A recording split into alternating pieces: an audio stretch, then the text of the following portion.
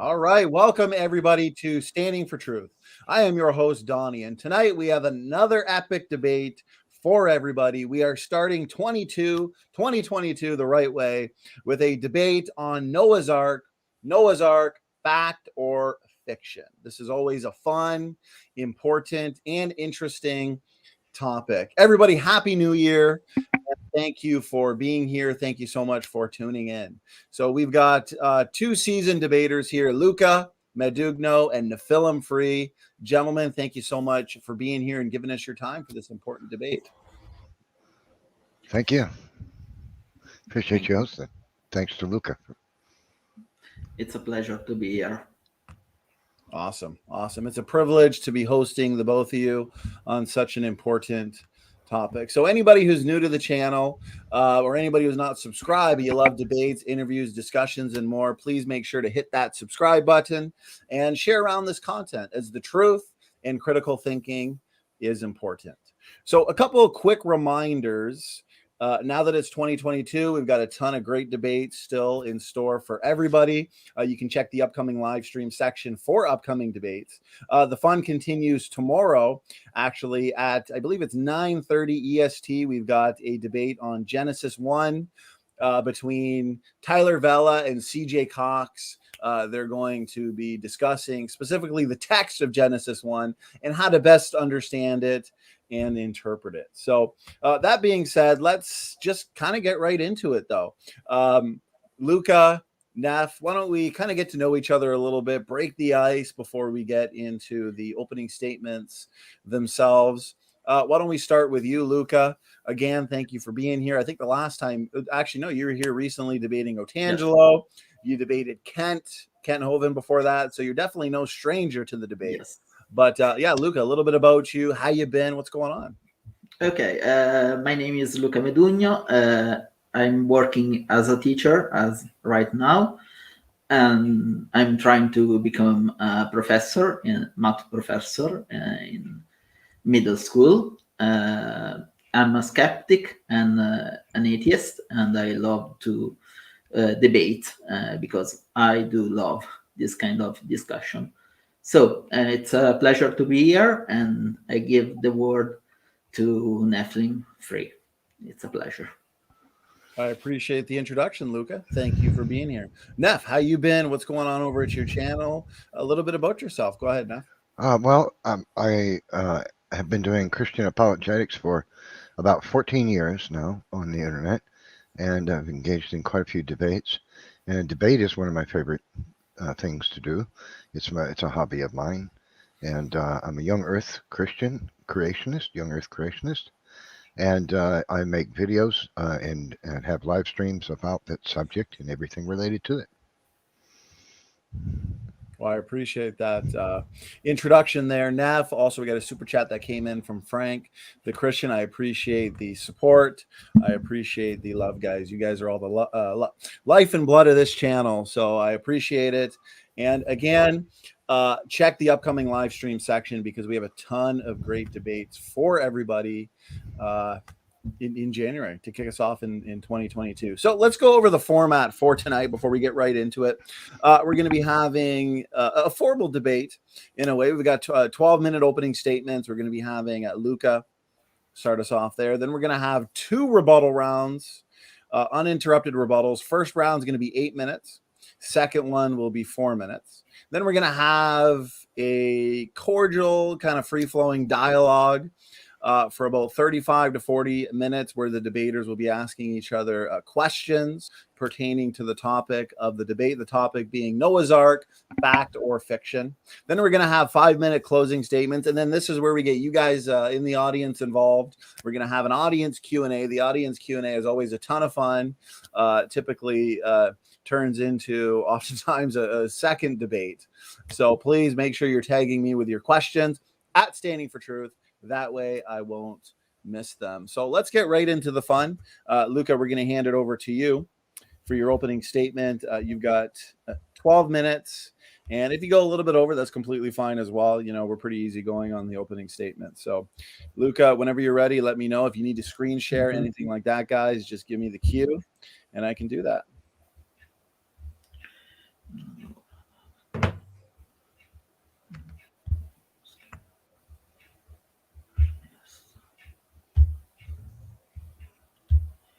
Okay. You can see my screen.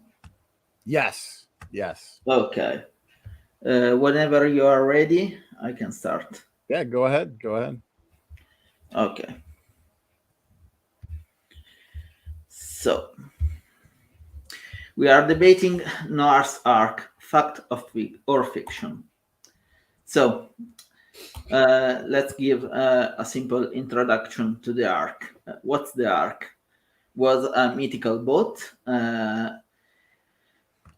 Here you can see how big it was according to answer in Genesis. I brought their data to this discussion. We can discuss further on that. And it was constructed with wood and covered in pitch.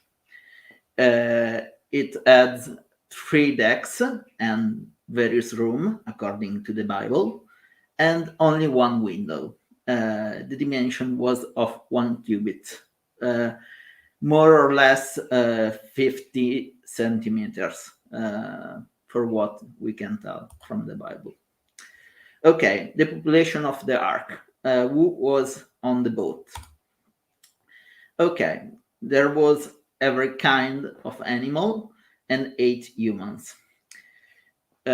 We do not know the exact number of the animals, but I will use answer in Genesis estimates to this discussion. Of course, I will put something of my own accord. Okay, but we can run with that for now. Okay, how was the life inside the boat? Well, in this presentation, I will focus on the life inside the boat. So not on the boat itself, not on the flood, but on the life. How was the life inside it, and so on. And I have some questions. It was possible to attend to all those animals? How were illuminated the decks? And if there was enough ventilation inside the ark, it's very important. And last but not least, seasickness was a problem. Seems a trivial problem, but it can be quite important on this discussion, in my opinion, at least. Okay, first of all, it was possible to attend to all those animals. Well, we are talking about 250 animals for each person to care for. I came up with this number from the AG numbers. I taken the least amount of animals to do it. So I will start giving whole the possibilities. So 2,000 animals for start. But well, even if we factoring any Deus ex machina inside the boat, so self-feeders, way to deliver the water to the animals itself, it will be still a very hard job. And I think it's too much for just 8 people. And just the waste disposal will be a huge, huge problem, of course. And I will also take the numbers from answers in Genesis of 11 metric tons of waste produced by animals per day. I think it's a very generous amount, but we'll run with it. Okay. It was possible. Here you can see photos. It was taken by me some years ago during my high school years. That's my old school. And yeah, some people, and Nephilim, it's one of them, think that most animals were younglings, or some could be in lethargic. So we need to factor in this kind of things. But I want to give you an example. Here in this photo, you can see some cows, and they were very young cows, and even though they were really young, they weighed 700 kilograms each.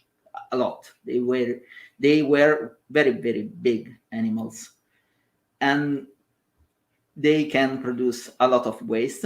And you can see that in the photo. What you can see in this photo is not soil, it's waste. It was cleaned up by mechanical means, not by humans, of course, because it's a lot. Here you cannot see every cow, but in the original photo you could, and they were 11 cows. Also, those are only females, and males are bigger, of course. So the cows are clean animals. So according to the Bible, we will have 14 of these beasts on the boat. Okay, I did some math on it, and here you can see how much waste they produce per day and per year. And on the food, it's just a logical thing. If you produce a certain amount of waste, you need to eat at least the same amount. But let's be real, you need more. So now those numbers are made by me. I came up with it by myself. I did study this kind of animals, so the knowledge it's mine. I did those things myself, so I have a good idea on what can do a cow in a year. So that's my numbers here. So it was plausible to only 8 people to handle all of that.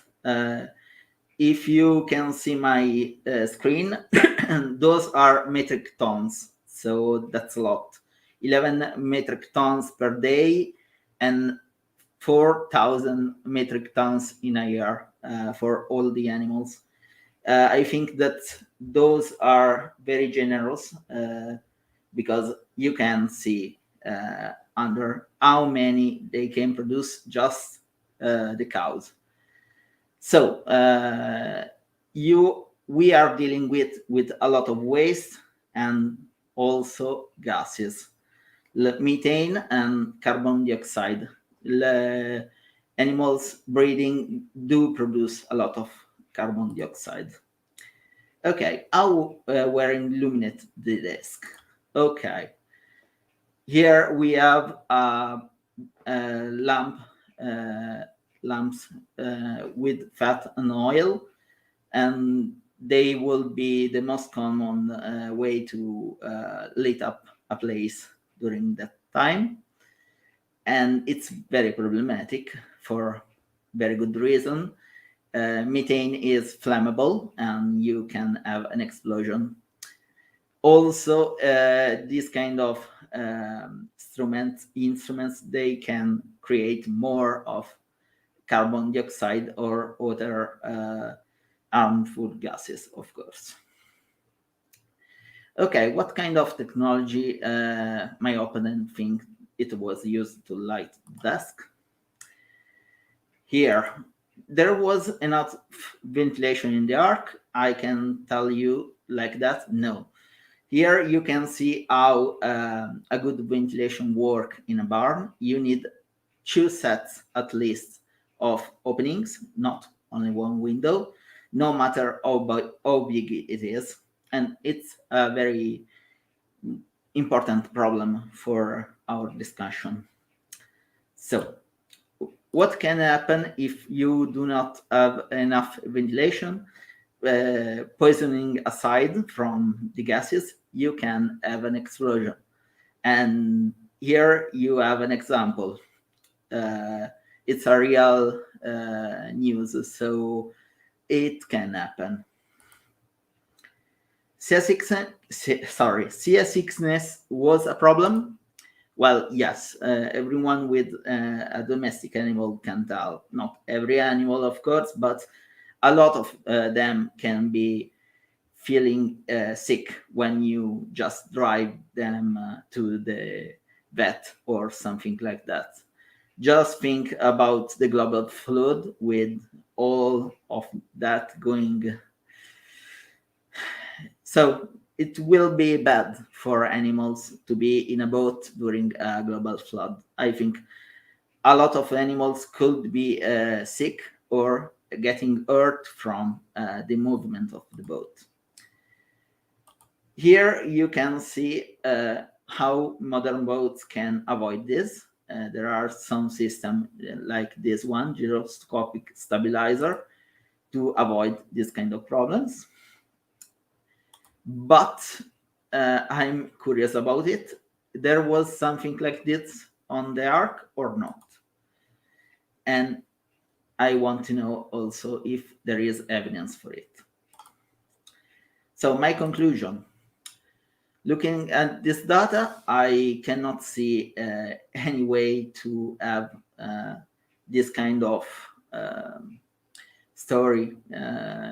Actually, I think that anyone will die or for poisoning from the gases, or sickness, or injuries, or other things.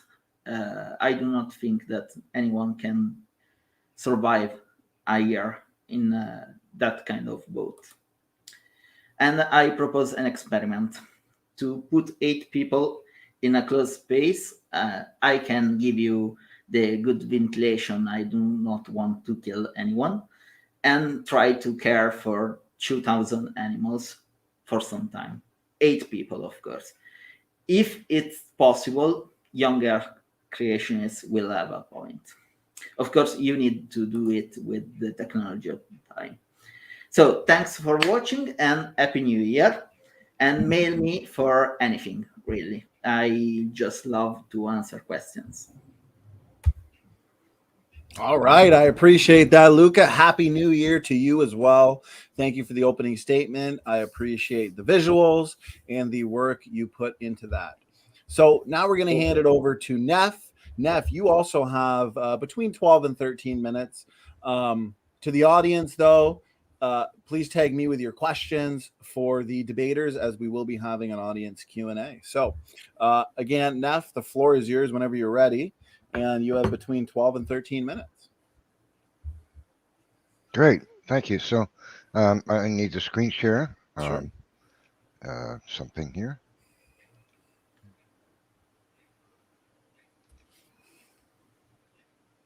There we go. Okay. Now let's see if that's screen sharing. Is it? Yes. Yes. Yeah. Okay. All right. So there were some interesting questions raised about the Ark. Okay. And so ventilation was one of the big things that Luca went on about. So what you see on the screen here is a photograph of a modern ocean-going vessel with a moon pool inside it. Now, what a moon pool is it's an opening in the hull of the ship that allows a column of water to come up into it. If Noah had a large moon pool inside the Ark, with which had walls that extended higher than the floor, there would be the water would naturally, as the ship, the boat, the Ark rocked on the waves and moved in the ocean, the water level in the moon pool comes up and goes down, comes up and it goes down. As it does that, it displaces air inside the ship and causes automatic ventilation. So it's very likely that Noah was smart enough to put a moon pool in the Ark. So that would, now as for the window, Luca failed to explain to you that the ark had a window on it that went the entire length of the ark on both sides, according to the description in the Bible. It wasn't just one short window. The window went the entire length of the ark all on both sides. That's an awful lot of window. I mean, a lot. That's hundreds of feet, many hundreds of feet of window space. It's constantly open. So there could have been plenty of ventilation with a moon pool and with the window described by the scriptures. So now it's the gases produced by the animals should not have been a problem, and here's why I believe. I believe that Noah, they didn't have to worry about that, caring for the animals very much, because I believe God put them into a state of hibernation. And so they probably slept out the flood. That would be the smart thing to do anyway, because you know how a dog gets scared of a lightning storm and crawls under the bed. The animals would have panicked during the flood. So God, in his wisdom, would have likely, in my opinion, put the animals into a state of hibernation. What you see on the screen here is a news page from MSN News. Scientists induce hibernation in mice. They're trying to do this for humans now, or they're thinking about it. So it's been discovered that mice have a gene that, when activated, puts the mouse into a state of hibernation. It was not previously believed that mice could enter into hibernation. So it's my opinion that hidden in the genome of virtually every creature in the world is a gene that, when activated, will put the animal into a hibernated state. I believe God designed them for that purpose. So I want to show the historicity of the Ark of Noah. If the table of nations in the book of Genesis is the truth, the flood is a fact, and Ark of Noah is a fact, because all of mankind is the offspring of Shem, Japheth, and Ham, described in the Bible. Genesis tells us Noah begat 3 sons, Shem, Ham, and Japheth. Now, if that's true, we should have evidence of it.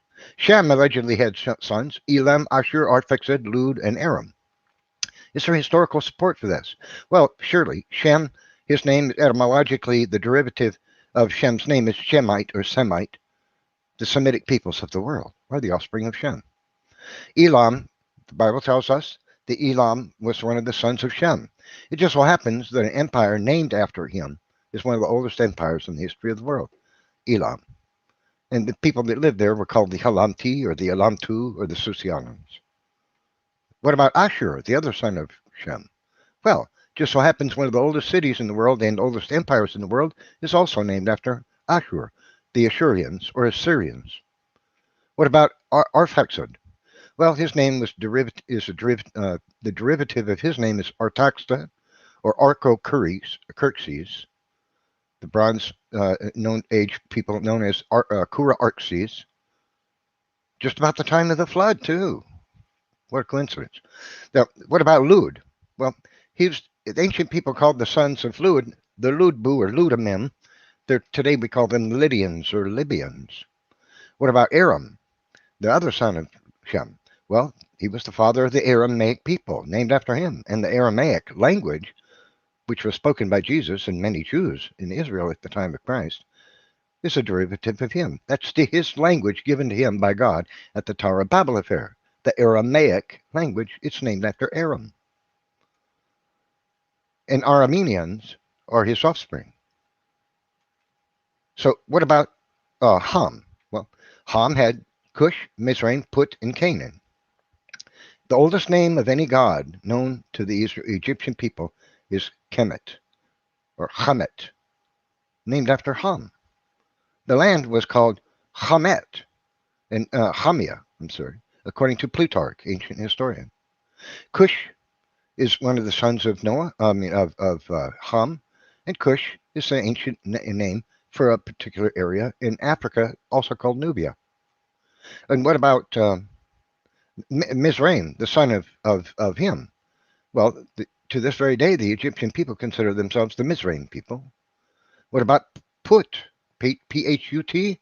It's called Punt. And there it is. What about Canaan? Well, everybody knows who the Canaanites were, right? So, and then we could do the same for Japheth, and we can do the same for the same. So we can show historically that it's a fact that the earliest empires in cities and rivers of this world were named directly after the sons of Noah, their sons, and their grandsons. If this is a historical fact, and it obviously is, then the Noah's Ark did actually exist, and we are all the offspring of the three sons of Noah. The historical verification of this is overwhelming. But you'll never learn this at university. Berosus, the famous Chaldean historian, said parts of the ark remained in his day. People went and tore off pieces of it to use as good luck charms. John Chrysostom lived in the 3rd to 4th century AD. He said the same thing. So did Epiphanes of Salamis in the 3rd to 4th century. And so did Isidore of Seville in the 4th and 5th centuries. So, and then Josephus Flavius, Titus Josephus Flavius Josephus, the famous Jewish historian, said the same thing. Manetho, the famous Egyptian historian, about 300 BC, said the same thing. The Ark of Noah still existed in the land of the Arameans, and to this very day, Nicholas of Damascus says you can go see it. So Theophilus of Antioch testified to the same thing. You see, throughout human history, on up to at least the 4th or 500s AD, it was common knowledge to mankind in various tribes of man around the world that you could pilgrimage to the Ark of Noah and take a piece of it with you home. It was common knowledge. So, speciation. Could you get all the kinds of animals that we have today, all the varieties? Well, absolutely. Nobody knows what a bearman actually is. Scientists are studying, creationists are headstrong in that. So, but there are limits. But it's true that you can get 250 breeds of dog from 2 dogs. That's what we see in the fossil record. That's what we see living on the earth. Tremendous variety of original created kinds. Now, there's no anatomical difference between any 2 dogs. They have exactly the same anatomy. They have different morphology. And morphology doesn't support evolution. You would have to have anatomical change. So could we get all the species that we have today from the kinds that went onto the ark? And the answer is absolutely. If you can get 250 different breeds of dog from 2 dogs, you can do the same with all the other created kinds. And so absolutely can get them. Was the ark big enough? It was humongous. It was actually probably much larger than what answers in Genesis and other creationists say, because Noah's cubit was probably bigger than what they believe. I believe Noah, being a pre-flood man, had a cubit much larger than a modern human. And so his cubit being much larger, because he was a man probably anywhere from 9 to 12 feet tall, his cubit was considerably larger. The ark was probably more like 600 feet long to 650 feet long. So it was even bigger than what most creationists believe. It had 3 floors. And as you can see from this photograph, this model, you see the window going all the way around at both sides at the top. That's a lot of window space. This is a warehouse in Tupelo, Mississippi. It's got 300,000 square feet. The ark had 646,800 square feet, at least. That's if it's the size that most creationists believe it is, and not the size I believe it was. That's more than twice the space of that warehouse right there. You double the level, put 2 of those warehouses together, one on top of the other, and you have roughly a minimal amount of interior space that was on the Ark of Noah. That's a lot of space. You could put plenty of animals and stuff in there. And you don't need to bring in tons of food. If they're in hibernated state, you don't need all that. You just need space for oxygen and for air. So could the ship have been built? Absolutely it could have been. Many times people who don't believe say you can't get a ship that big and it'd be seaworthy from wood. Well, Zheng He did it in 1411 HCE. He was a eunuch who was the right-hand man of the Emperor of China. He built an armada of ships carrying 3,000 men. They traveled all the way to India and Africa and to the Mideast and back in a wooden ship that was approximately 600 feet long, made of wood. And it wouldn't have been built anywhere as well as Noah's Ark. Here's a comparison. You see Zheng He's flagship, what most creationists believe the size of Noah's Ark was, it was bigger. I think it was actually Noah's Ark was 600 or more feet long, but you see the comparison. Zheng He did it. Why couldn't Noah? Well, it could. A creationist organization in South Korea questioned whether or not the Ark could be tested. They went to a world-class shipbuilding firm in South Korea and said to those engineers, we want you to study Noah's Ark to see if it was seaworthy. They took that challenge. The engineers who built ships and designed them for that firm tested Noah's Ark and came up to concluded you can't build a ship that's more seaworthy than that. It's almost impossible to capsize because of its 6-to-1 ratio. They considered it exceedingly seaworthy. So, now, how did Noah build the ark? Well, he would have been smart, right? So he would have used timbers like were used to make ships in the 14, 15, 16, 1700s. He probably would have been smart enough to use the cores of gigantic trees for the structural beams that supported the majority of weight for the ark. There are trees on this earth that are enormous in size, and in a pre-flood environment, there would have been many more of them. So Noah could have used a 10-foot by 10-foot core, 50 feet long, and put numerous ones of them together. That would have made an ark supremely strong. 1 minute. So, in case you don't know, I have a video that shows. Let me show you this if I can. I'll try to make it quick. This is scientists testing gulams. These are pieces of board that are about 6 inches wide that have been glued together, Douglas fir, 72 feet long, 4 feet tall, about 6 inches wide. They applied hydraulic pressure to them to see at how much weight they could stand before it broke. It's only about 6 inches wide now and 4 feet tall. How much pressure do you think this wood can withstand? And there it breaks right there. How much weight did it support before it broke? 72,000 pounds. 72,000. That's as much as a fully loaded 18-wheeler headed for the grocery store. Now, if Noah used trees like this, there's no problem with the ark being strong enough for the task. That concludes my opening statement. All right. I appreciate that, Neff. Thank you as well for the visuals, for the opening statement, and for the work put into that. Both Luca and Neff, thank you for your opening statements.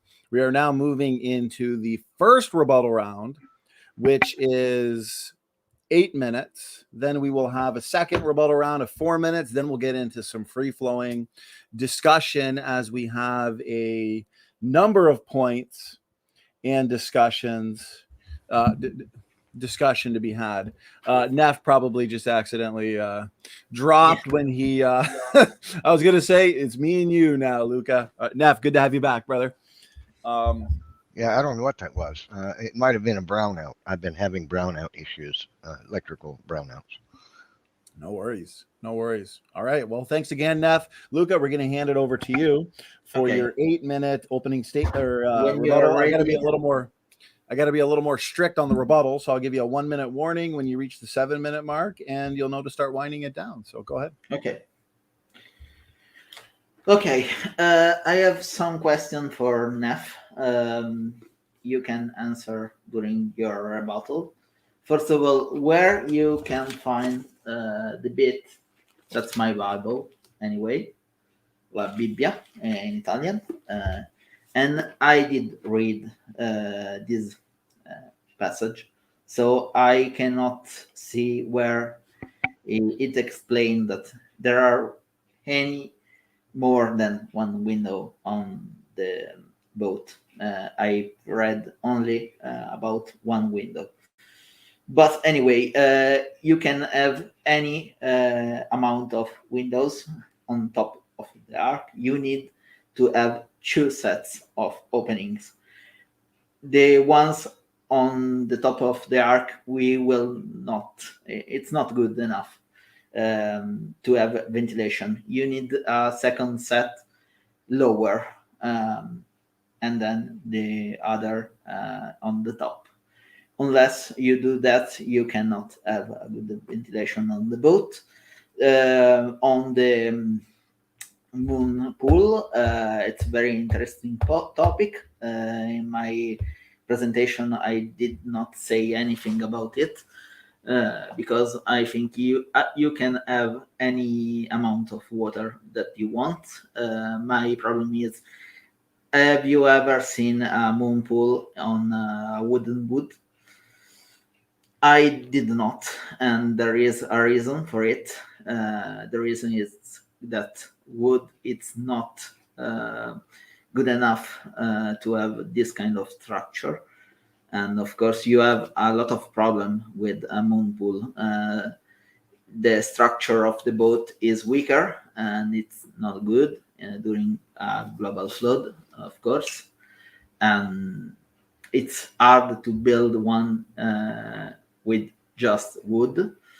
So I will be very curious about the moon pool, the ark, and of course this kind of structure cannot help you with ventilation because it's full of water, so no air from there. On the genealogy thing,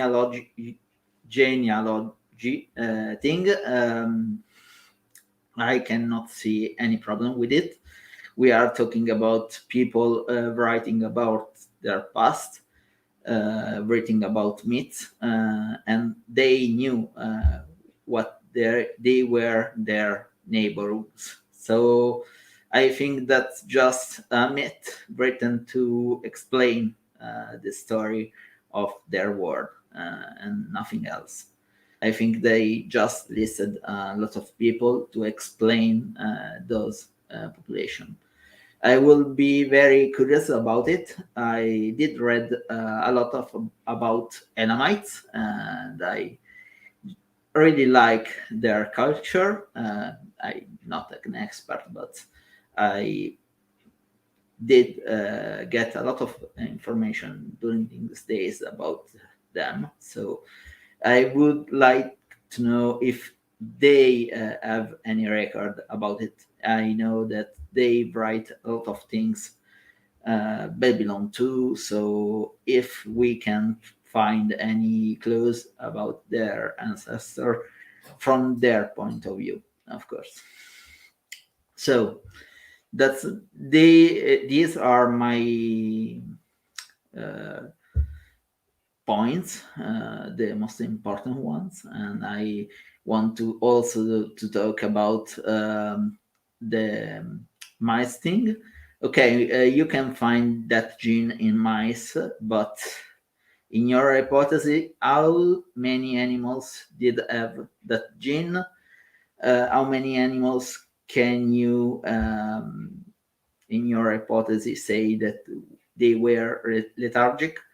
Or if in your hypothesis, if you are dealing with juveniles or mature animals, I would also like to know that.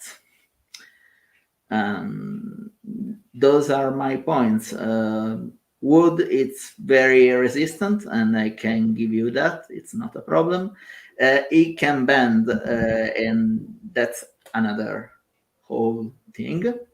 On the Chinese boats, I would like to see your sources because I know about these boats, but they are not confirmed. The only confirmed boat is the Wyoming, and that's the bigger boat, biggest wooden boat in history. You can have myths, but you need to show that those are facts. And with those kind of boats, we do not have any facts about them. We do know that some kind of boat existed, but we do not know if they were that big, of course. So that can be a problem. And I can end my rebuttal here. You can use the time remaining for the discussion. I appreciate that, Luca. I appreciate your rebuttal. That's 2 minutes we can throw into the discussion portion. There are so many good questions and points to discuss. So the more time for discussion, the better. Okay, let's hand it over to Neff now. Neff, you have an 8-minute uninterrupted rebuttal. I'll give you a 1 minute warning when we get to the 7 minute mark, and that way you'll kind of know to start winding down your points. Whenever you're ready, Neff, the floor is yours. If you need a screen share, let me know. Okay. So you make assumptions about the window that it wouldn't provide adequate ventilation, and I understand what you're saying. Air still has to come in somewhere and go out, right? But if the Ark had a moon pool, a sizable one, then it would draw you understand that as the water went down, it would draw air into the Ark, and as the water went up, it would push air out. So there would be continuous pumping action, like a bellows to pull air in and move air out of the Ark. You say that a moon pool wouldn't be a viable option because you think it would weaken the ship. Well, I think I pointed out that Noah would have been smart enough to make the Ark out of very large timbers for its structural integrity, and wood can be surprisingly strong. So I don't see a problem with there being, if Zheng He could build a ship 600 feet long in the Middle Ages, I don't see a problem with a moon pool. I mean, it being some kind of engineering stumbling block for the Ark of Noah. What else did you say? You mentioned you don't have a problem with the baraminology, so that's good because lots of people do. And you said the hibernation gene. You doubt, you question whether or not enough animals, all of the created kinds of life, have this gene. Well, it just so happens we haven't discovered the genes in all the kinds of life that could induce hibernation. Doesn't mean they don't have one. I'm going to infer because mice have one and nobody believes mice entered into hibernation or could. I'm going to assume, you have your assumptions, I'm going to assume that all the original created kinds have genes that if activated would cause hibernation. That's my personal assumption. You have yours and I have mine. So I'm just going to assume that those genes exist in all the created kinds. And I do have a little bit of evidence for that in the fact that mice have genes that, when activated, induce hibernation, and which was not believed to be true. So I think as genetic studies go forward, I think more of this kind of thing will be discovered in time. Creatures which were not believed to be able to hibernate can be induced to hibernate if certain if certain genes are activated. I think that's what scientists will discover if they continue to research this. And I just bet my bottom dollar they will find more and more genes like this in various kinds of living things. So that's my assumption. Now, when it comes to the Table of Nations, I think I've provided overwhelming historical evidence that the Table of Nations in the Bible is correct. And your way of fixing this, to argue that it's not true, that is to say, well, the Hebrews were writing about what they knew. They were writing about people that they knew about, and then they fabricated the story based on known peoples. Well, there's a major problem with that because I only gave you a sliver of the information about the Tower of Babel and the Table of Nations. If you study the entire genealogy of Genesis, we find that not just these nations that I mentioned, but virtually every ancient people on the face of the earth is named directly after one of the children, grandchildren, great-grandchildren, or great-great-grandchildren of Shem, Japhet, and Ham, including Scandinavians. Now, how in the world would the Hebrews have known about Scandinavians and Scythians if they were to fabricate this story? It's just not plausible that the Hebrews could have known about virtually every ancient tribe in the world so that they could write a fake story, including the names, and make up this alleged entomological relationship between those men and the name of an ancient tribe of man. Because it's not plausible that the Hebrews knew who the Celts were. It's not plausible that they knew who the Scandinavians were or the Gaelics of Ireland and Scotland. It's just not plausible. It's not plausible that they knew anything about the Chinese. It's not plausible that they knew anything about Eskimos. It's not plausible they knew anything about peoples of deep Africa. You see, but because when we study this genealogy intensely, if you go through it, you find that all of the major ancient tribes of man from all over the whole world are named after the grandsons, great-grandsons, and great-great-grandsons, even the great-great-great-grandsons of Noah. It's just not plausible that the Hebrews could have known about all these people when they lived in this one little spot on the earth. Just can't. That's not believable. What's more likely, what seems is vastly more likely, is that the Table of Nations is a fact. That's human history. And if that human history is true, then the secular camp's belief about uniformitarianism and evolutionism and how long it took when man came out of Africa, tens of thousands of years ago, and the whole historical timeline, and that people migrated into North America from, from Asia, 50,000 years ago. That none of that is true. It's not true, and it's not true, and we know it because the Table of Nations is true, and we can demonstrate that the Hebrew, genealogy of the children, the grandchildren, great grandchildren, great great grandchildren, and great great grandchildren of Noah are the same, is the base name for all of the ancient tribes of mankind all across the earth. And so this is real human history.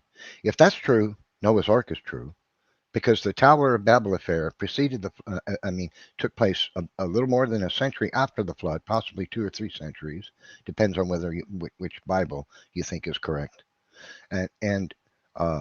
So if that's true, that's correct human history.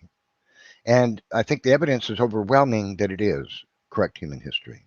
So it simply can't be true that the ark didn't exist if this Table of Nations is correct, because it's a history of mankind leading right back to 3 men who got off the ark, who were the sons of Noah. And if that's true, then the ark did exist and the flood did happen. And that's the evidence that we have. I will, of course, mention that you mentioned that flood legends exist all over the earth, and that's true. There are lots of them. Okay? And the interesting thing about them is when you examine them, you find that these flood legends, the farther away they are from the Mideast, the more distorted they become from the flood account given in the Bible. Now that's exactly what we would expect as man migrated away from Babel, to distort those stories to make them less and less like the story found in the Bible. And that's exactly what we see. The farther away you get from Babel, the more distorted the stories become. The closer you get, the more they line up with what the Bible says. And that's an amazing fact, which verifies the historicity of the account in the book of Genesis. Okay, I think that's probably, I hope I didn't go over. Have I gone over my time? No, you still got about 30 seconds, but if you okay, want, we'll call it quits on that. All right. Yeah. Well, I appreciate that first rebuttal round, Luca and Neff. That was 8 minutes, and that gives us a few minutes that we can throw into the open discussion. So again, to the audience, please make sure you're tagging me with your questions for the audience Q&A, and we're going to hand it over to Luca. Luca, just make sure you unmute yourself when you are ready to speak. You have 4 minutes now. The second round will be 4 minutes. Okay. So go ahead. So I have some questions. First of all, I asked for some evidence from the Elamites' perspectives, or Babylon, or whatever you want. Without that, I cannot see what you are saying. Also, we do know about trade routes going all around the world in that age. So yeah, those people knew about Scandinavia, not much probably, but we do find goods from there in the Middle East. Also, merchandise from China and India. It's incredible to see how much was interconnect the world at that time. Of course, people did not travel around the world, but it was not needed. The objects were traveling that far, not people. Also, I would love to see a moon pool in a wooden boot. I still no clue about that. And you can have all windows you want on the top of the boat. You need 2 sets, and one needs to be lower.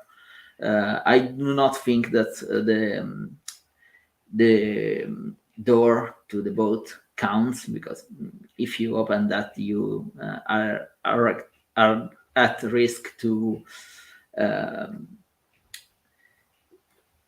go down with the boat. So yeah, it's not good with the ventilation part.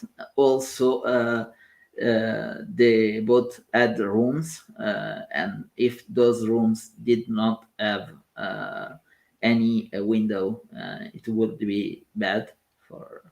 They would be basically that trap. And also, you said nothing about how where they were illuminated the desk. So how was possible to those people to light up the place? Because if you have only those windows on top of the boat, you will have a very bad illumination. So how they did it? Did you have an idea, an hypothesis, anything? I would love to know that. And that's my point. I still have a minute, so yeah, let's give the minute to discussion. All right, I appreciate that rebuttal as well. Luca, that's a minute we can throw into the discussion portion. So, Neff, we're going to hand it over to you. You also have 4 minutes for your second rebuttal. When you're ready and good to go, let me know and I'll start the timer. Okay. Okay, I'm ready. I'm screen steering something. You asked about the Elamites, and I provided that information. Actually, in Neff, my... it looks like your screen share. I'll stop the timer. It's just all black. Oh, okay. Well, let me simplify things and see if I can get that going. No worries. Let me see here. I got your timer paused, so take your time. Wonder what's going on there. Okay, let me try it again. See what's going on. Yeah, we can see it. There. Is it there? Okay, now. Okay, so this is from the Encyclopedia Britannica. The other sources I provided were also, most of them, from the Encyclopedia Britannica. That's Elam, and Elam is the name of one of the earliest empires on the earth. This is now, I'm not saying that the Encyclopedia Britannica believes that the biblical account is correct.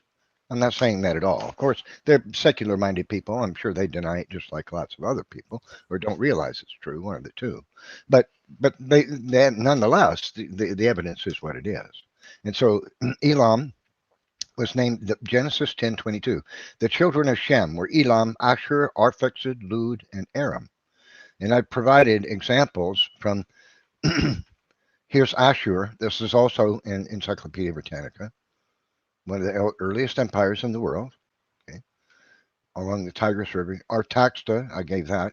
Kura Arxes is a derivative to them. Lud, being the Ludbu or Ludamim, also called Lydians. Aram, the Aramaic peoples, the Aramaic language, Arameans.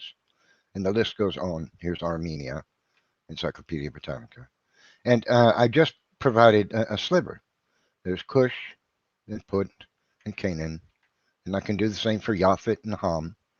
Okay, so, and now, again, the genealogy in the book of Genesis is not just touching upon just a couple of people. It's actually names, the names, this genealogy is very long,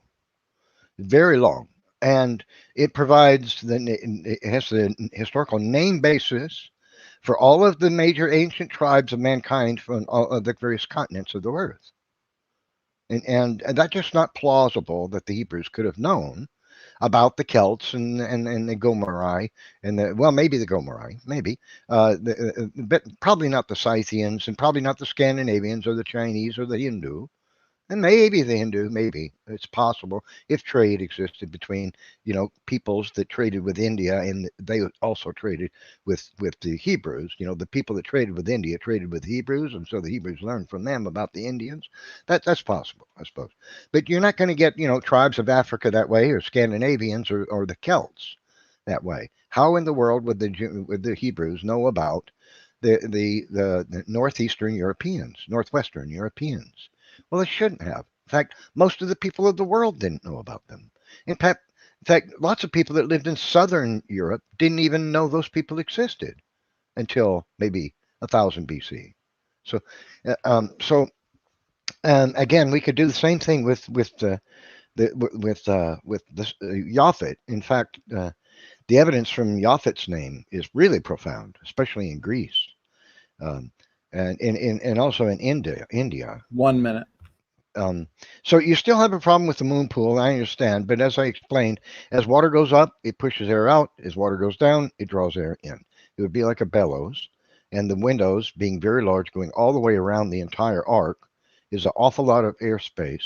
So as the water went up and down in the moon pool, which I assume existed in the ark because of its design with the window, it would have drawn air in from a very great area coming in and going in the ark, and the air would have pumped in and out. I don't see that's a problem. Ventilation seems to have been solved if there was a moon pool in the ark. Because the Bible doesn't mention it, doesn't mean there wasn't one. It seems logical there was one if the ark had only windows at the top. Why would it have windows only at the top? Well, you don't want water splashing into the ark, right? So you build the windows at the top. So that creates a ventilation problem. So how do you solve that? Well, if you have 10 to have a seconds. solution, and I feel pretty confident Noah would have had a moon pool to solve that issue. So that concludes my response. All right. I appreciate that, Neff. Thank you for that rebuttal. Gentlemen, Luca and Neff, that concludes the opening statements and the first and second rebuttals. We had roughly 8 minutes and then 4 minutes, with a few minutes that we are throwing into this discussion portion, which means this dialogue will go about 40 minutes. We have a ton of great points and discussion to be had here. So as always, we like to keep it kind of free flowing and organic, but of course as equally timed as possible. So since Neff just ended with his rebuttal, why don't we give the floor to Luca in terms of starting us off in this discussion. So gentlemen, I will moderate as needed, although you guys are both respectful and professional and sophisticated debaters, so I probably won't need to jump in too much, but I will as needed. So the floor is yours, gentlemen. Okay, so let's start from the boat, because all about the genealogy. Sorry, the genealogy. I cannot speak that word. No worry. Okay, so the moon pool, you say that can help the circulation of air. I don't think so. I still want to have an example of a moon pool made by wood. It will be helpful. Also, how big did you think that was that moon pool to be enough to push the air up and down? Also, still, to have a good ventilation, you need 2 sets of windows. And also, where in the Bible talks about multiple windows, because I did not read about that. I did read, and it's written about only one window, and they give also the dimension of that window. So I'm pretty confused.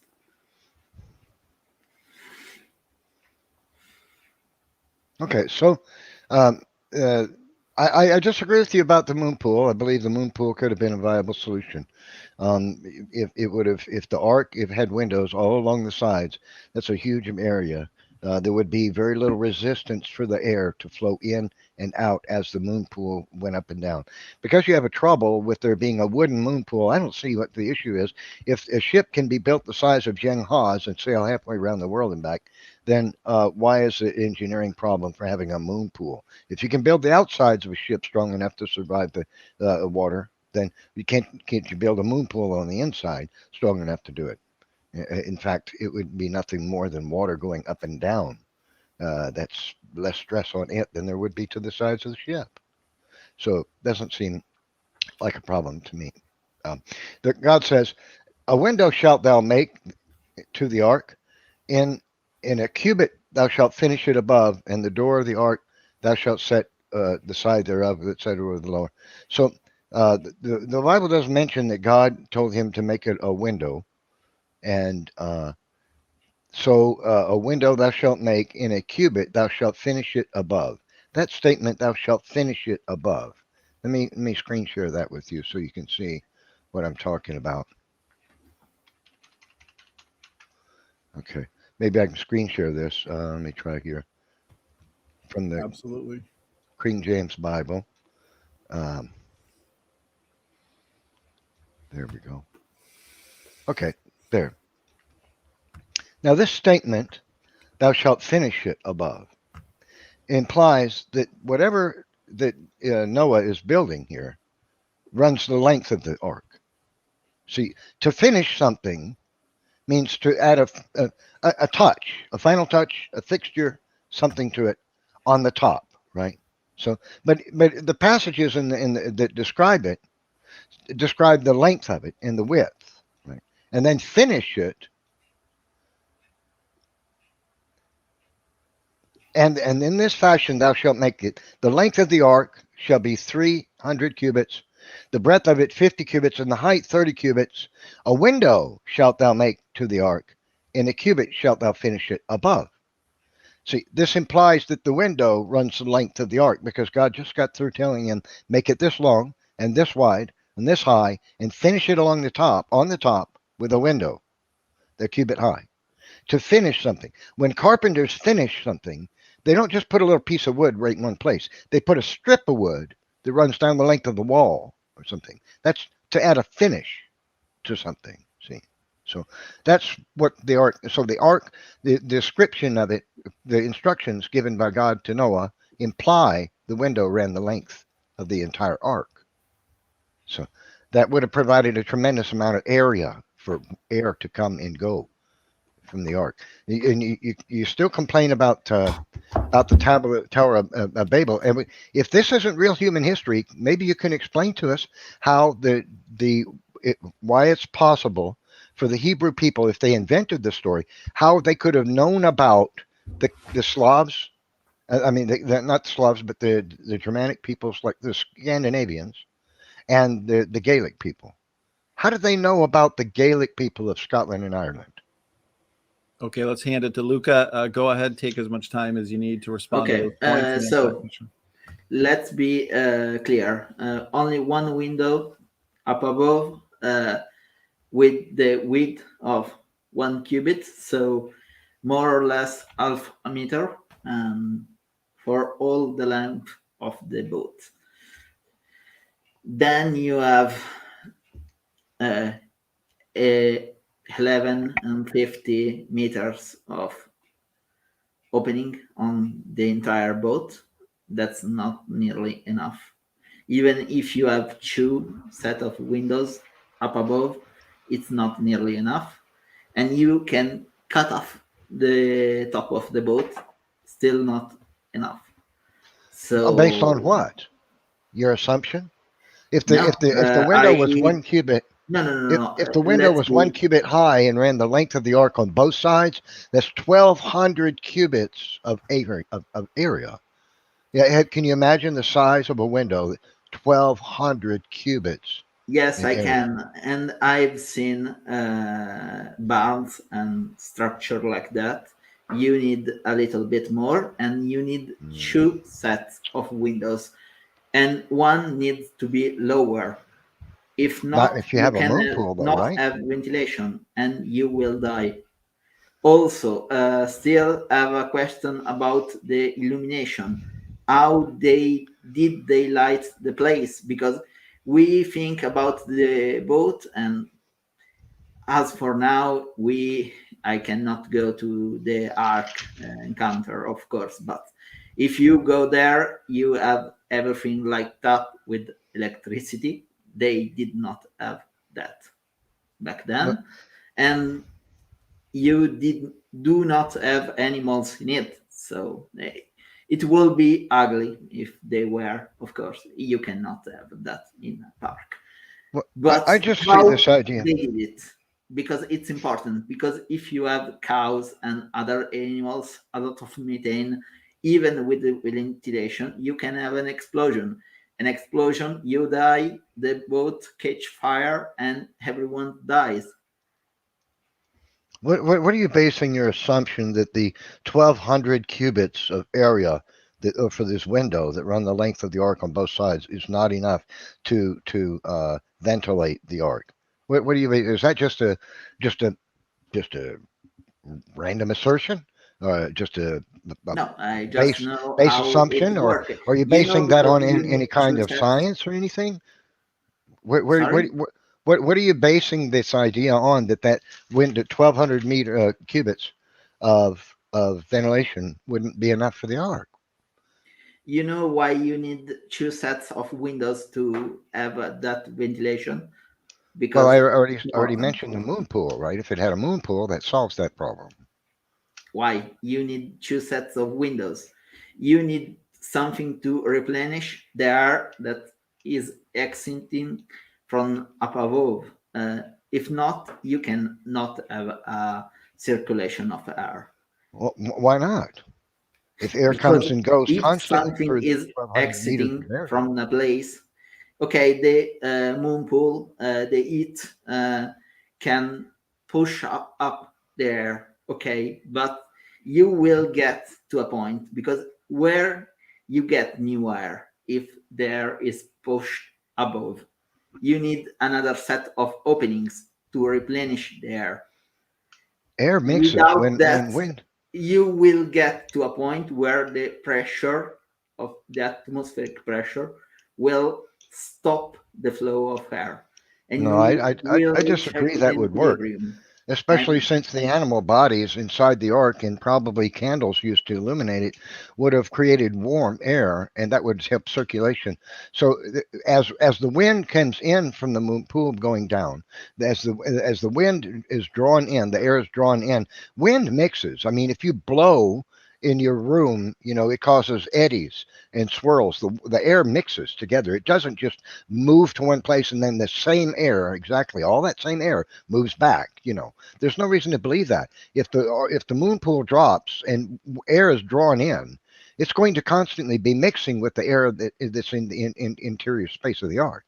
It's constantly getting mixed with fresh air and pumped out. Constant ventilation, in and out, with air, fresh air coming in, mixing with the air that's in there, and then some mixture of that air is being blown out, and more fresh air is being drawn in, and then mixing and being blown out, and more air, fresh air being drawn in, and more mixed air is being blown out. It's a continuous ventilation system.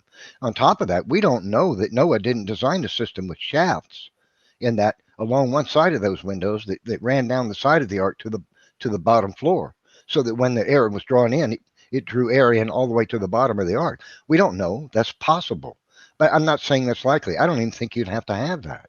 But I just don't see it's plausible that this wouldn't be adequate ventilation, because air mixes constantly.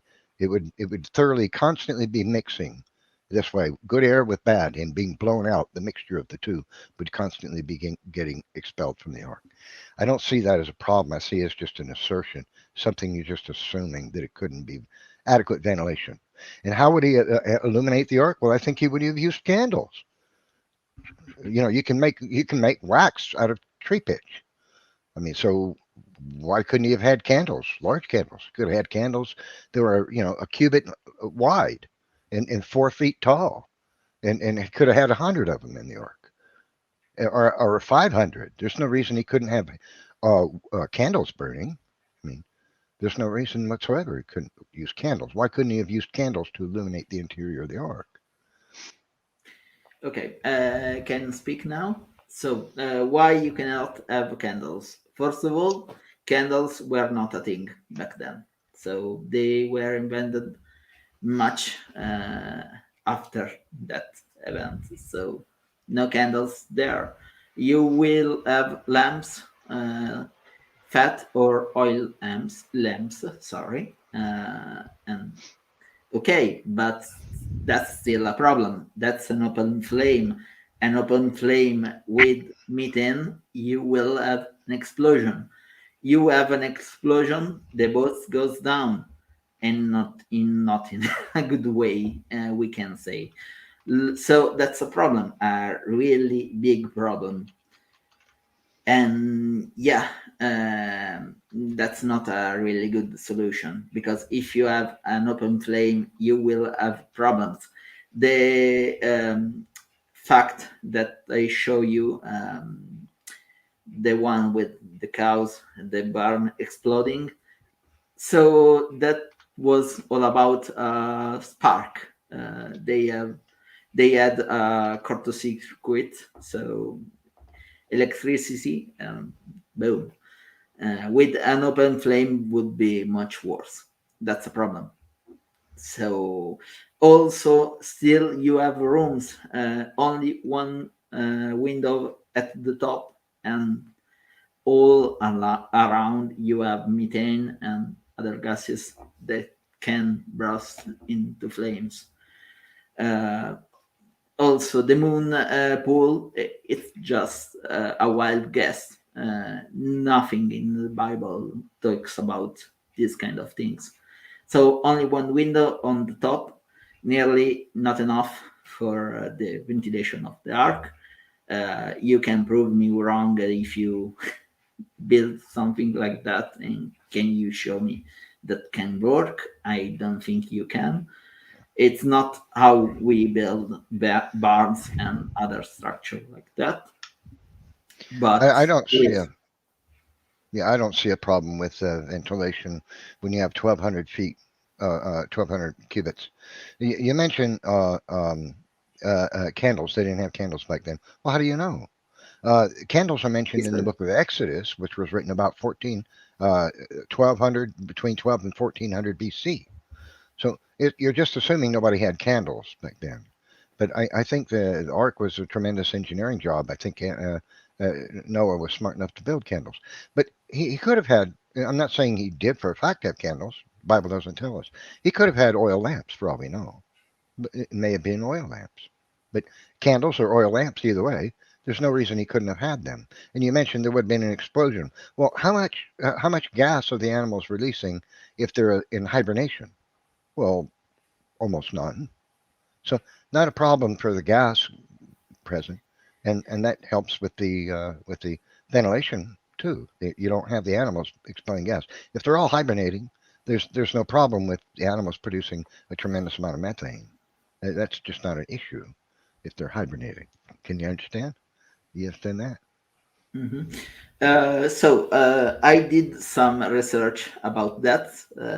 First of all, I did calculate how much methane can 14 cows produce in a year, and we are talking about something like 1.5 metric tons worth of methane. But It's a those are lot. animals that are living and It's breathing a and lot. eating, right? And sorry, can I finish? So there is nothing that you can. There is no study about a gene that suggests that cows can go and hibernate.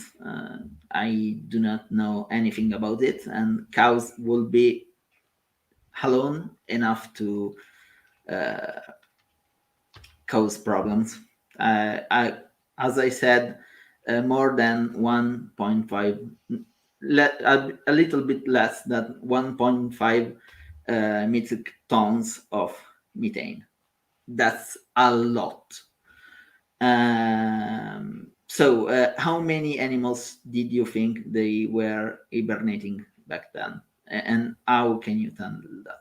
Well, can you tell me how hibernating animals would have produced large quantities of methane if they're asleep and they're not eating? How are they going to produce lots of methane if they're sleeping? Cows does not work. They do not work like that. They cannot hibernate. To hibernate, you need to store a lot of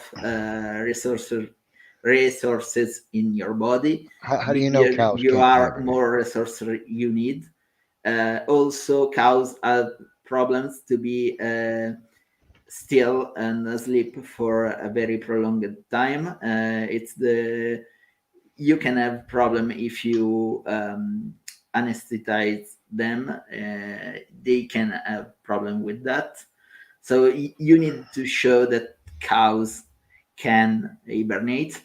Also, if you have an animal like that still for a year, you will have a lot of problems with his articulation and things like that. We do know because we were using methods to keep those animals still in barns to use less space. So we do know what kind of problems can you have with that, and you will have a lot. And if you need to have healthy animals at the end of the flood, you cannot keep the animal still and sleeping for a year. Still, I want to know from you, how did you get to the hibernating animal, aside for the gene in the mice? It's not a problem. Maybe once the mice had an ancestor that could hibernate, it's not a problem. But how can you go to the mice as a gene and to all animals were hibernating? Okay, what I'm sharing on the screen with you now is a list of 21 animals that hibernate, and that includes bats, bears, bumblebees, box turtles, chipmunks, poorwills, deer mice, fat-tailed dwarf lemurs, geckos, ground squirrels, ground hogs, hedgehogs, hummingbirds, ladybugs, land snails, lizards, marmots, prairie dogs, skunks, garter snakes, wood frogs. This is just 21. There are numerous other animals that hibernate.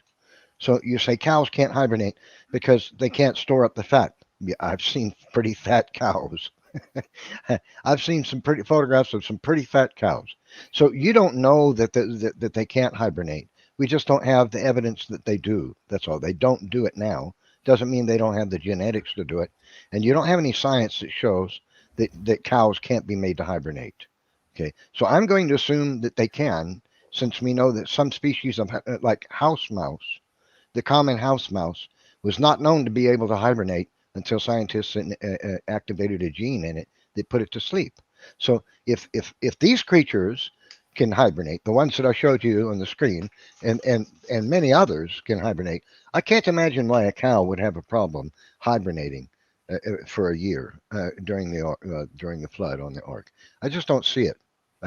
I don't see that as a scientific explanation that they can't do it. You just assume it. And I don't accept that assumption as valid.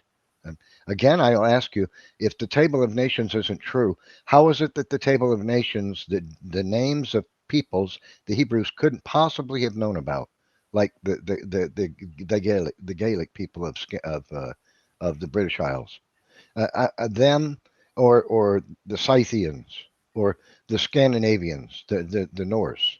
And how in the world would the Hebrews know about the existence of those people? And you say candles couldn't have been made. Well, maybe not. They might have had.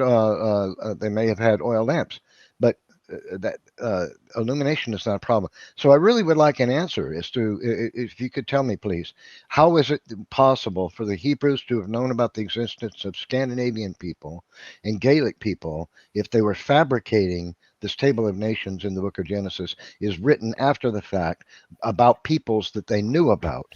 How would they have known about these people and other tribes that they were so far away that they could not have had contact with, that migrated to where they did? We have a history of the Jews and where they migrated from. They were Mideastern people that never went anywhere except in the Mideast. That's where they lived, always, throughout human history. The Hebrew people have always been right there in the Middle East. That's where they lived. They didn't migrate to Europe to engage with these people. How would they know about these people, Luca? Okay, as I said, we have evidence for routes of goods going all up to North Europe and back again. From the Mid-East? No, in the Bronze Age. So in the From the period Mid-East. relevant for the Noah's Ark story. So, I mean, We do yeah, but have these trade evidence of routes. that. So they were aware of this population. Maybe they did not know much because it was a flow of goods, not people. Goods can travel very far. People cannot, not in that age, but it was not a problem.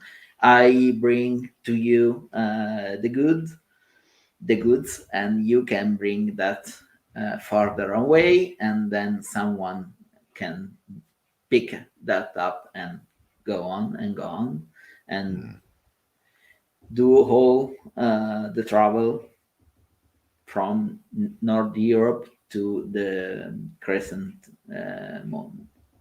So that was not a problem.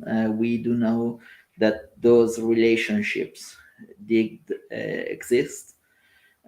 So it's not a problem. I On disagree with you. the That's genealogy thing, I would love to know if Elamites or Babylon has the same genealogy from the Bible, if they are agreeing with each other.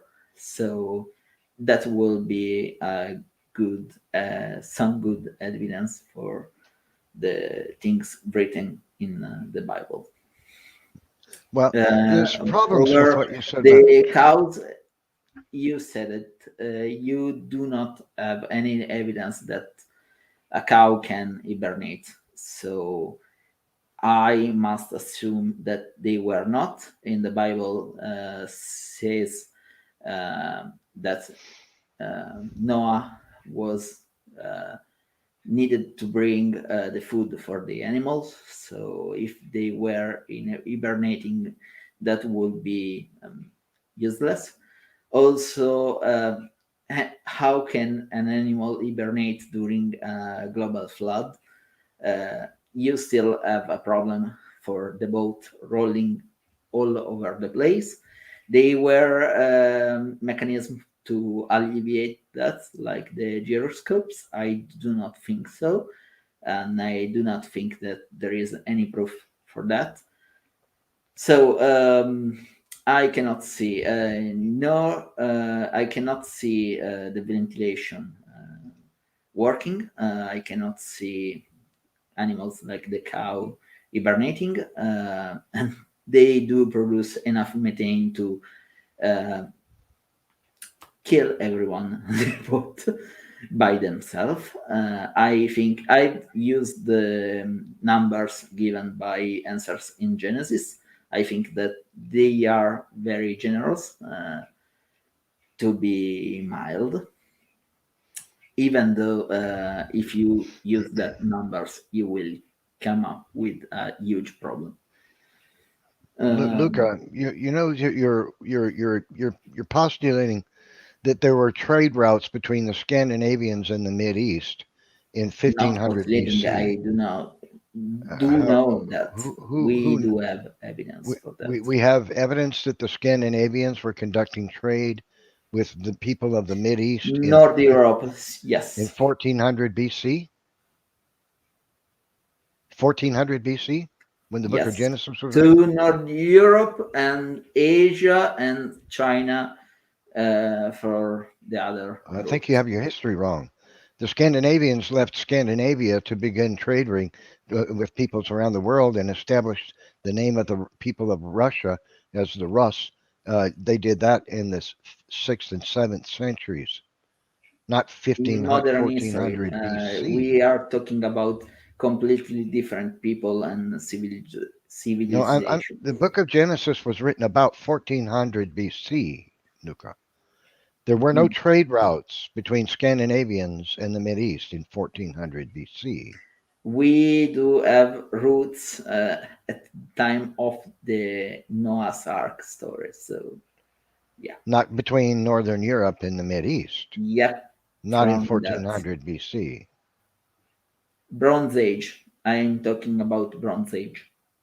Can you show us evidence that there were trade routes between northwestern Europe, and the Mid East in 1400 BC? I can try to find something. It's hard to do during the debates. Yeah, because I'm just gonna call that one. I don't think there's any such thing.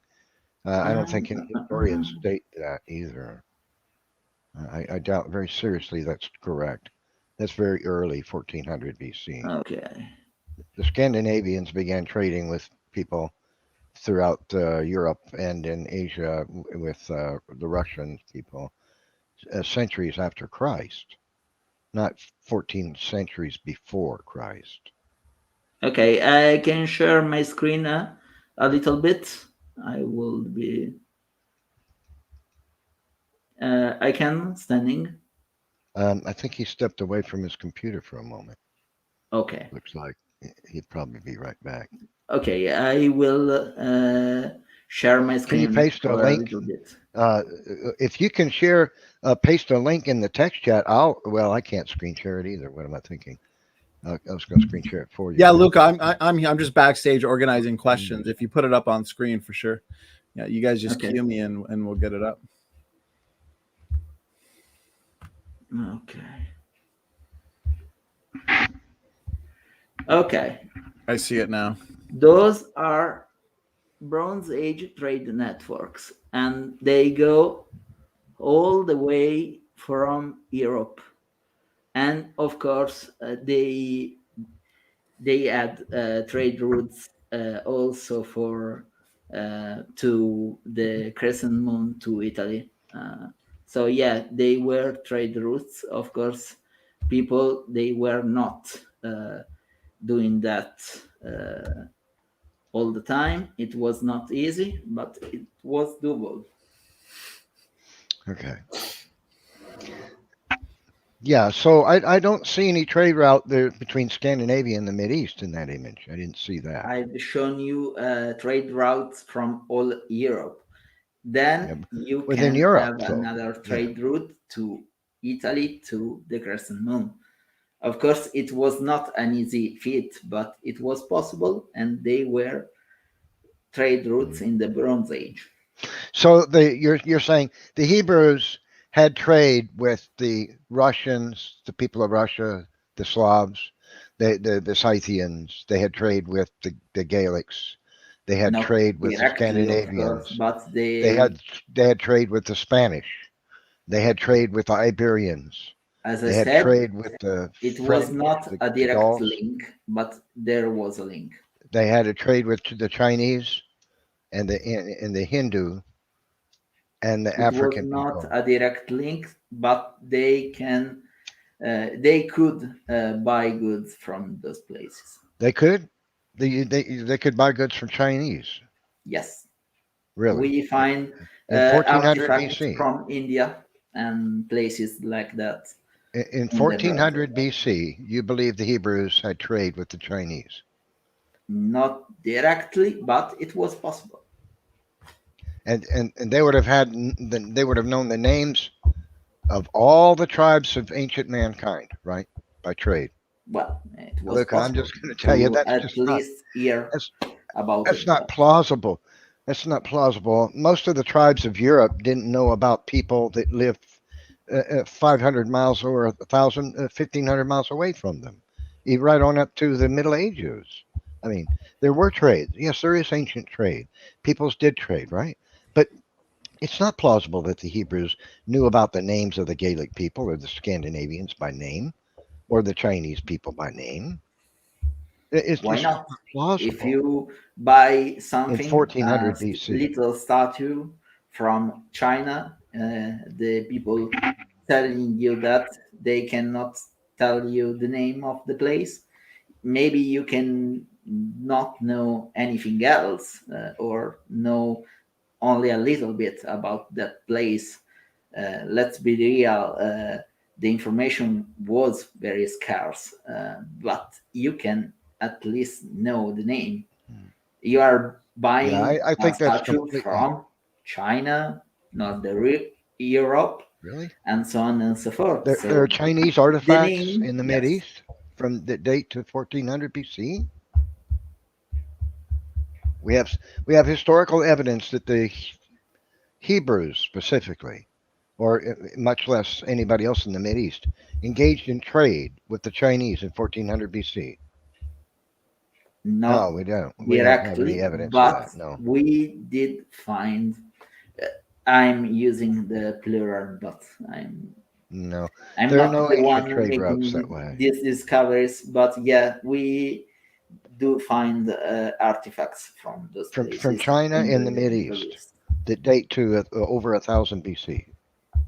What archaeologist has ever said that?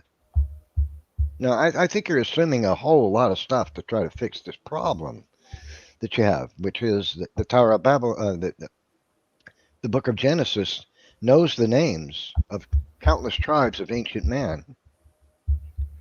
You know, I need a throughout the little whole bit of earth. time to give you the papers, but I've shown you on my screen that those routes did exist. Yeah, I just don't Unless see you that think possible. that's all make believe, but Yeah, I think what's make believe is the idea that the Hebrews could have known the names of all the ancient tribes of the whole earth. You know, I just don't think that's possible.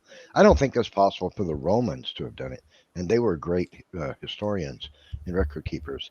Not even they knew the names of the Chinese people, or and all the tribes of Romans man did across the have world. some relationship within Yeah, in with 500 BC. China and so on and so forth, but it was very diluted because they had some kingdoms in between, but they knew about each other. It's a proven fact. So Yeah, yes, but it that's was you're not talking about 4 or impossible 500 back BC. then to do that. Yeah, but that's So 4 or 500 on BC, open Luca. claims, we are. It's okay to have a cow and so on and so forth with a candle. I don't think you can prove that all animals were hibernating, and it's not even logical to think so. Why in the Bible is written that Noah's needed food for the animals if Well, he they would have were taken food for sleeping? the animals after because when the ark came to rest, the animals stayed on the ark for a time before they got off the ark because the earth was covered with mud, and they wanted time for the ground to dry up, gravity to draw the air water in to the earth, and for the topsoil to evaporate. So they remained on the ark. Noah would have brought food and water for the animals, but it wouldn't have had to have been anywhere near enough to supply them for a year if they were hibernating. I think it's completely implausible that that the Hebrews could have known about all these names of all these tribes all across the whole earth.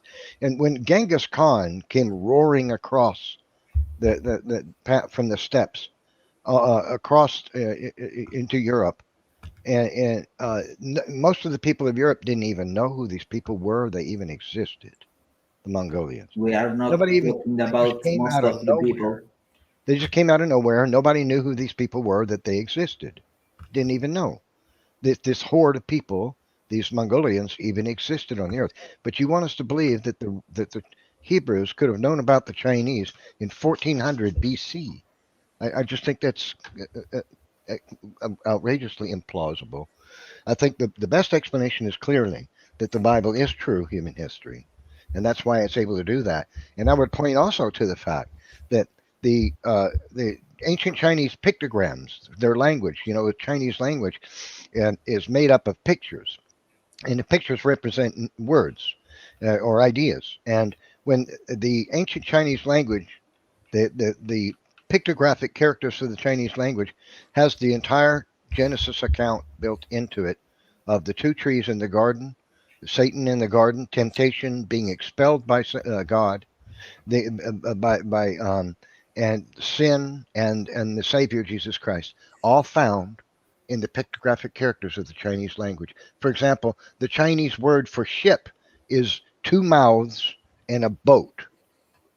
No, is eight mouths. I'm sorry, eight mouths and boat combined. You draw that picture for a boat, and in it you put the number 8 and a mouth. That means 8 people with mouths on a boat. You see, that's because there were 8 people on the Ark of Noah. And the Chinese remembered this as they migrated east from the Tower of Babel affair, because they had learned about the So flood from Shem, Japheth, and Ham and Noah. See, my and that's why. question still stands on that. How do you explain that? We can find, because Chinese, Elamites, Babylon, they were great to taking accounts. So we can find such accounts on those population too. So we can match those accounts to the ones in the Bible, because for what I know, Noah and his sons are just mythical figures. Does not mean they were non-existent. Of course, it's possible to have something real about this story. It's possible to have someone surviving a flood. There was a big flood during more or less that time in the Middle East, in the Crescent Moon. So it's possible that's a real story, exaggerated to a degree, big degree, if you ask me. Yes, I agree. There was a story, and the Chinese knew about it. That's why the pictographic characters describe the table, the You can Genesis show account. me proof of it. Yes, well, I'd be happy to. Just one moment. Okay, Yeah. I'll be Yeah. waiting. Okay. So I do not. Sorry, I cannot see something like the ark working in any way, shape, of form. I just think that no one can survive that.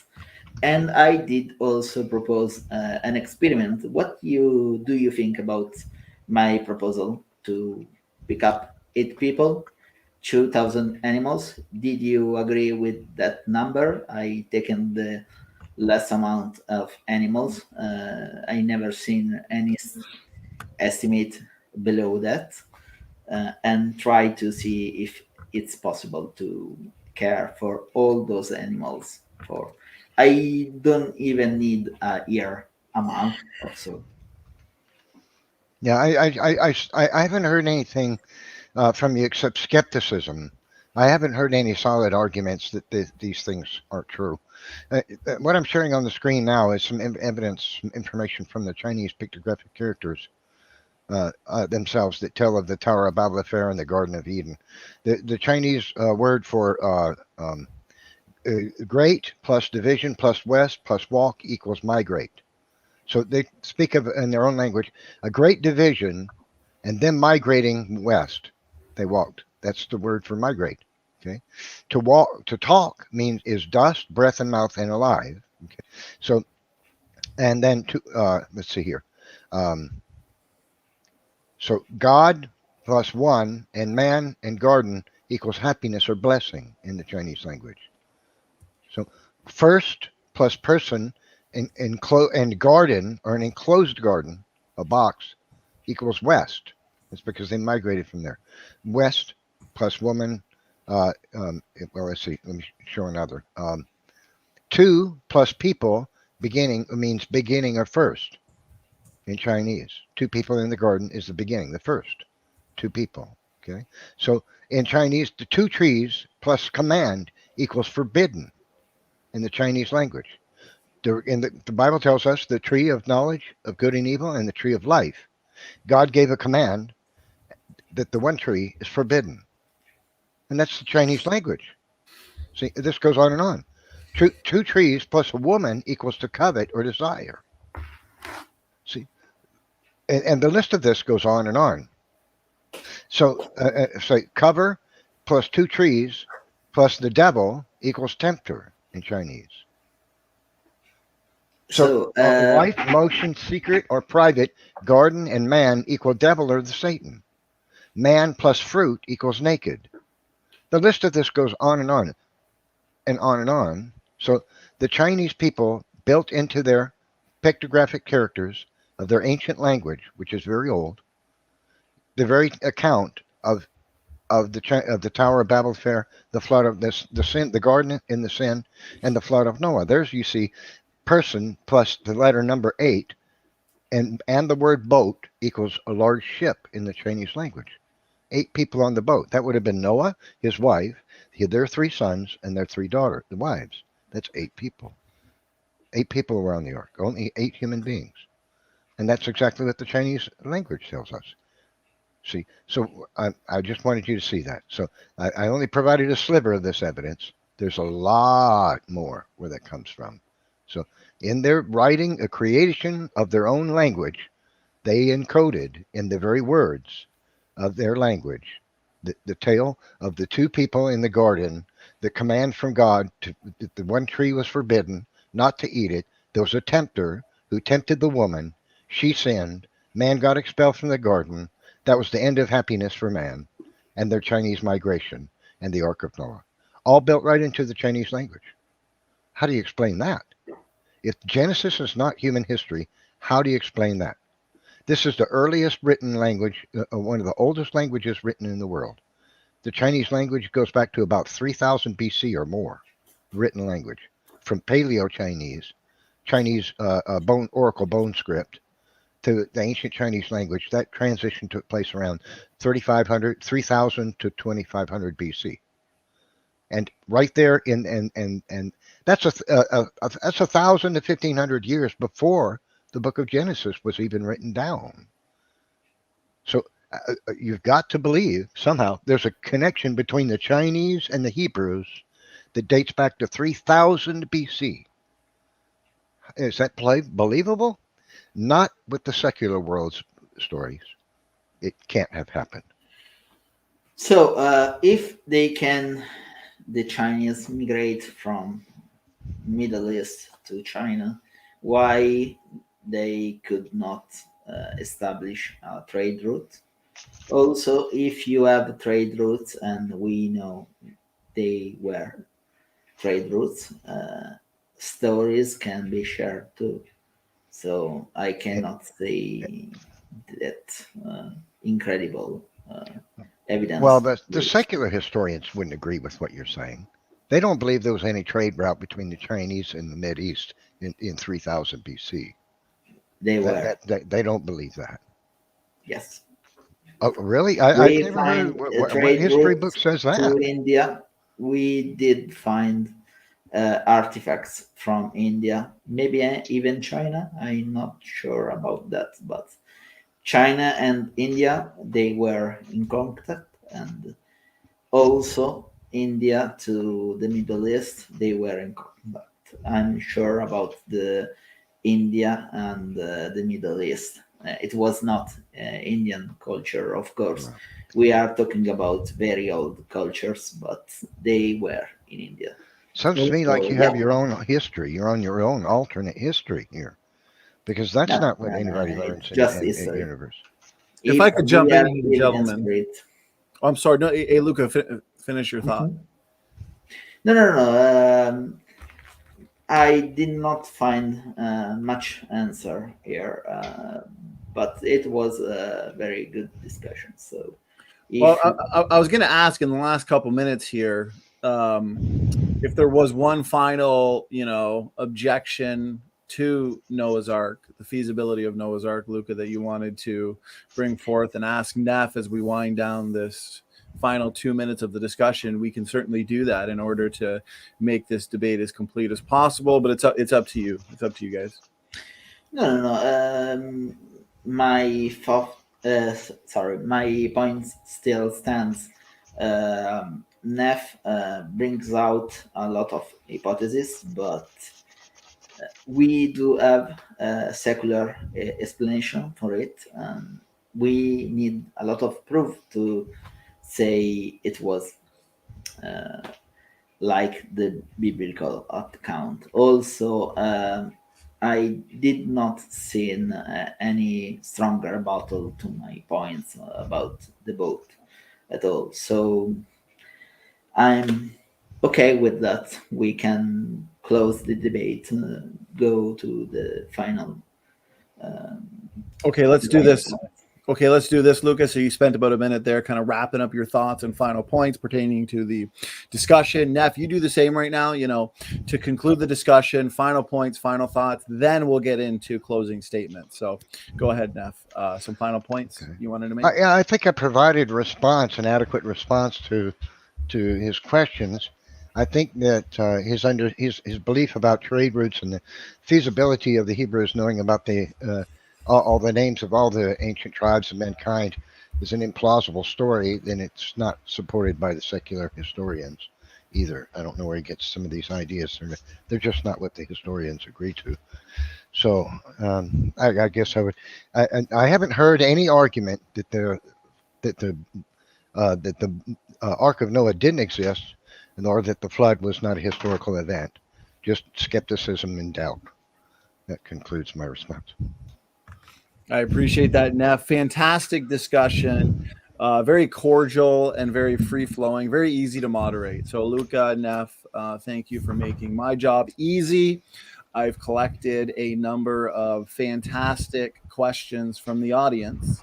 So we will be having a great audience Q&A. It's already been 2 hours. It does not feel like it's been 2 hours. So you both made for a great, interesting debate. Thank you, Luca and Neff. So let's get into some concluding statements, though. And what we're going to do is hand it over to Luca, because Luca started us off with his opening statement tonight. Luca, whenever you're ready, you have up to 5 minutes for a concluding statement. Okay, I just think that more extraordinary is the claim, more proof you need to prove it. It was possible to have a story like the Ark. Depends on what you are talking about. It's possible to have a boat with a group of people and some animals escaping a flood. It's a believable story, but not the one in the Bible. The one in the Bible has very big problems. I think that it's even possible to have something real at the base of it, but I'm talking about a very not small flood, but a local flood in the region. We do have evidence for that. I also talked about it in our discussion with you, Danny, some time ago about Jericho. So yeah, some truth in it. It's possible. The biblical story, I cannot see something like that to being true at all, and that's my statement. Please. All right. Thank you for those concluding words, Luca. I appreciate it. Now we are going to hand it over to Neff. Neff, same thing for you. My good man, you've got up to 5 minutes for your concluding statement. And of course, if you need to screen share or anything like that, just let me know. Okay, thank you. So I think I provided profound evidence from the fact that the Hebrews name, the book of Genesis names all of the major tribes of mankind and many minor tribes of mankind all across the earth. It would be absolutely implausible for these people to have fabricated the story after the fact by knowing those people. It's just not plausible. The Hebrews, who were isolated to the Near East and didn't go anywhere outside of it, they weren't traders with the whole world. They didn't build ships and go scooting across the earth or build caravans and trade everywhere. People would have had to have brought their goods to them in order for them to trade with the Hebrews, right? So because they weren't, famous for, being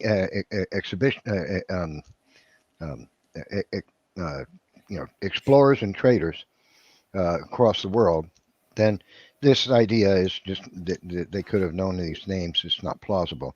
The best explanation is that the Genesis account of the Table of Nations is in fact real human history. That's the best evidence. I've heard nothing that to argue that the Ark wasn't real or didn't exist or it couldn't have existed or wasn't up to task, except what I think is a a false argument that there couldn't have been enough ventilation on the ark, which I think I responded to adequately. The ark has been the design of the ark is proven to have been beyond seaworthy by scientific study from a professional shipbuilding firm. It's been studied and proves itself to be a more than seaworthy vessel. In fact, the 6-to-1 ratio that the ark was built to has become the norm today in modern times for modern shipbuilding, because it's been discovered that 6-to-1 ratio makes the ship very stable. That's why oil tankers that travel across the oceans bringing oil from the Mideast to the United States and Canada and elsewhere around the world are built on this 6-to-1 ratio now, unlike the ships of ancient times or even the 19th century, because we've discovered that 6-to-1 is the best ratio, and that is the Bible's account of the ark is a 6-to-1 ratio. That's the best dimensions for ocean-going stability. So I pointed out that Zheng He traveled the seas in a ship that couldn't have possibly been engineered as sturdily as the Ark of Noah, and traveled all the way to Africa and back, India, the Mideast, and Africa and back in 1100 A.D. I haven't heard anything except skepticism and disbelief. And I've only really touched the surface. If we had hours and hours to discuss this, I could provide far more evidence and information that supports my account. I didn't hear Luca explain why it's plausible that all the kinds of tribes of mankind could have had flood accounts that match the Bible. The closer you get to the Near East, the more they line up with the biblical account. No explanation as to how that's possible if what I'm saying isn't true history. So I think I've provided an adequate argument that the Ark of Noah was a viable ocean-going vessel. The event actually took place. The Tower of Babel actually took place, and that's true human history. I think I'll end it with that. Perfect. Thank you so much, Neff, for that concluding statement. Again, great job to the both of you, Luca and Neff. A very important and interesting topic.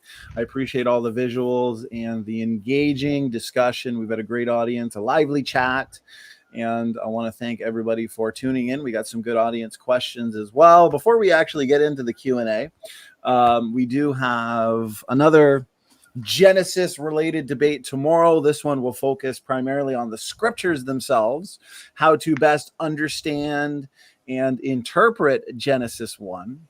We will be having CJ Cox and Tyler Vela debating this important topic. Also on the 7th, another somewhat Genesis related debate. We've got the round 3. This will complete the trilogy. Does geology support creation or evolution? Jackson Rowe and Dr. Kent Hovind. And then the following week is when we will have the big rapture debate that everybody has been excited for, the much anticipated showdown between Kent Hovind and Pastor Andrew Sluter, post-tribulation rapture versus pre-tribulation rapture, and all the way into March, although I want to put it up on screen for everybody because this will be a big one, the big sola fide debate. Justification, does the Bible teach salvation is by faith alone? Dr. Robert Sungenis, and a well-known Catholic apologist who would say no to that question, and Kelly Powers, who would say yes. Two well-educated, well-studied, sophisticated debaters, and I'm really, really pumped for that. So that one will be in March. So that being said, let's get right into these questions. Luca, Neff, as we always do, gentlemen here on this channel, whoever the question is for, we're going to make sure they get the last word in order that we can move along smoothly. So here we go. First question that came in all the way at the beginning. This one was from Andrew Kaufman, $10 super chat. I appreciate the super chat, Andrew. So he says, question for Luca. How do you explain the polystrate fossils? What about out-of-place artifacts found in coal and stone dated to long before man was supposed to exist. He says, thanks, guys. Thank you for the, well, I guess that's kind of two questions in one. Luca, if you wanted to. It's okay. Okay, go ahead. Okay, polystrate fossil, they have an explanation. They are just trees caught up by some floods. Trees can stand for quite some time, even centuries, even millenniums, but it's not the case for those trees. And they were just trees covered up by many floods, and then the tree died. And just you have that tree and many layers given by the floods. So it's not a problem. On the artifacts, depends, case to case. I think it's possible to find misplaced artifacts, and in some cases are legit. Maybe we just don't know everything in history, so it's possible to have technology more advanced than we think it was at the time, but in the most cases they are just fakes or artifacts not addressed in a good way. You need a lot of evidence and to trace an artifact. If you do not have that trace, you can incur in some problems. So I just think that most are simply fake, and it's possible to have some that are not, but it's quite rare. Sorry. All right, I appreciate it, Luca. I appreciate you answering both questions, and thanks for the questions, Andrew. Let's hand it over to Neff. Anything you wanted to add? Any points you wanted to make pertaining to Luca's response and the question, Neff? Well, a polystrate tree can't stand upright while numerous floods bury it. It's just not going to stand upright that long. It would rot and crumble and degenerate and be eaten up by worms and termites and other creatures and larvae, and it's just not going to stand upright for tens of thousands of years. It's not possible. If a tree dies, it falls over within a decade, maybe within 2 years, but it's certainly not going to stand upright for 20,000 years or more. So it had to have been a tree that was buried rapidly, and the sedimentary strata were laid down that engulfed the entire tree. That's the only explanation for a sedimentary tree, polystrate tree. It's the only potential explanation. All right, I appreciate that response. Neff, Luca, question was for you. So go ahead. No, simply you do not need ten of thousands of years to get to those trees. Sediments can build up quite fast over in certain places, in rivers and places like that. So it's not a problem. All right, I appreciate the question and the answers there, Luca and Neff. So this one comes in from SNYWE. I appreciate the super chat. She's always changing her name up, and I appreciate it. So Happy New Year. And also thank you for the support and the super chat and the question to go with it. So this one is for Neff. I'm assuming Neff. Don't you have to believe, and I've got it up on screen here, in fast evolution? Compare Mesohippus with the modern horse, and we have descriptions of modern horses from 1,000 years after the flood, supposedly. So does the young Earth creation model require hyper evolution? In other words, Neff? No, it doesn't. That wouldn't be hyper evolution. It's just genetic variability. Creatures had the ability create greater variety of themselves in the past than they do today. It's because of genetic decay. Things are moving downhill. The genomes were more viable and better fit. And on top of that, it's very. I personally don't believe God created just one kind of this animal, or just one kind of that. I don't believe He created just one kind of bird, for example. I believe God probably created 20 to 50 original created kinds of bird, and from that we get 10,000 different species of bird. See, so as for the horse, um, the creatures. This is not a problem for creationists. It's a problem for the evolutionists, because as the secular camp has acknowledged, people like Niles Eldridge, once the director of the British Museum of Natural History, the most prestigious museum in the world. He acknowledged that the creatures, the models of horse evolution that were in his own museum was bollocks. It was false. It had already been discredited, but they refused to take it out of its museum. So, on top of that, some of the creatures that evolutionists claim are transitions to horses are now known to have coexisted with fully modern horses. So you can't be claimed to be an ancestor of the horse if you're coexisting with them. I mean, logically, you could still say, well, it's still true. The ones that were transitions to modern horses just hung on. But it's still a problem for the evolutionist camp if these creatures coexisted with horses. These several different species of these alleged transitions to horses all coexisted at the same time. That fits the biblical account of God's incredible variety and creativity, but it doesn't fit the evolution camp. All right, I appreciate the thorough response there, Neff.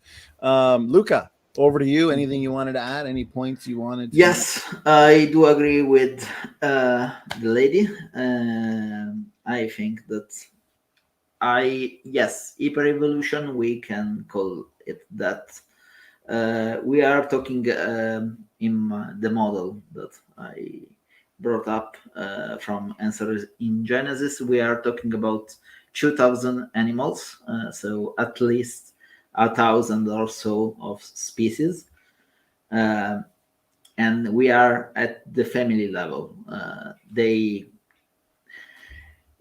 think about that model from family to basically one single species to an entire family. And that's a problem because we are talking about macro evolution for definition. Everything above species level is macro evolution. So that's macro evolution, and that's very rapid. Only some thousands of years to go to from 1,000 species to 25,000 just for land mammals, I think, and I'm not including everything else. I think that the number of species is around 1 million, but it's with insect and things like that. So, but even from 1,000 to 25,000, it's a lot, and that's a problem. Neff, go ahead. It was your question. You get the last word. Oh, okay. So, evolution is a theory of origins. It has to explain the arrival of features. There is no anatomical difference between the creatures that came off the ark. And I mean, variation doesn't produce anatomical change. See, that's what evolution requires. If there's no anatomical change, that is, new features come in being over time by whatever mechanism you want to put, then there's no evolution. So changes to morphology like shape, size, color, even shape and patterns, even shape is not evolutionary change. So there's no evolution there. For example, the skull of a chihuahua is dramatically different in shape from that of a wolf. But guess what? They're both dogs. See, the shape of the skull is not evolutionary change. It still has all the same kind of features in exactly the same location and the same body plan. That's not evolution, that's variety. All the creatures of the earth can produce tremendous variety, but they don't produce anatomical change. We don't have evidence of the fossil record of it. And if evolution were true, there'd be millions of species walking this earth right now, which show that their body plans are evolving, and we don't have any. So that's my response. All right. I appreciate the engagement on that very important question. Thank you also to SWE in the chat for the question and support. So here's the next question. I'm just putting it in the live chat right now so I can get it up on screen for you guys. So this question is for you this time, Luca. Comes in from God and Gunklinger. I appreciate it. The questioner says, please ask Luca, since oil wells exist around the world 2 miles deep, containing oil and gas deposits and fossils and showing massive signs of erosion, if there was no flood, I'm guessing, but let's see, no flood. Yeah, go ahead, Luca. Okay. Well, I cannot see the point. The oil wells are well explained by our model without a problem. So it's not like if we have oil reserve, we must have a flood. So I cannot see the point. Sorry. I appreciate it, Luca. We'll hand it over to Neff if you had anything to add to that one, Neff. Yeah, well, I would say about the flood, this debate wasn't about the flood, but the geological evidence for the flood is beyond overwhelming. There's more physical evidence for the flood of Noah than there is for anything else in all of science. You're sitting on 1,800 meters average of it right now, which is sedimentary strata, which have fine, distinct boundaries and unconformities that can't be explained by uniformitarian geology, because sedimentary strata have particle size distribution and fine, flat, distinct boundaries between them, and strata are folded even inside mountains. None of that can be explained by anything but the Noahic flood. I have a list of 60 prominent features of the Earth that cannot be explained by anything other than a catastrophic watery event. And if I extended that list, it would probably go to 150. That concludes my response. Thank you for that, Neff. Luca, question was for you. You get the last word. So I'm not an expert on geology, and I do admit that geology is not my strong suit, but everything that I read about geology goes against global flood and not the other way around. Just thinking about coccolithiforms and things like that. The Cliff of Dovers, I think, they do not work under the young Earth model. So, but not an expert.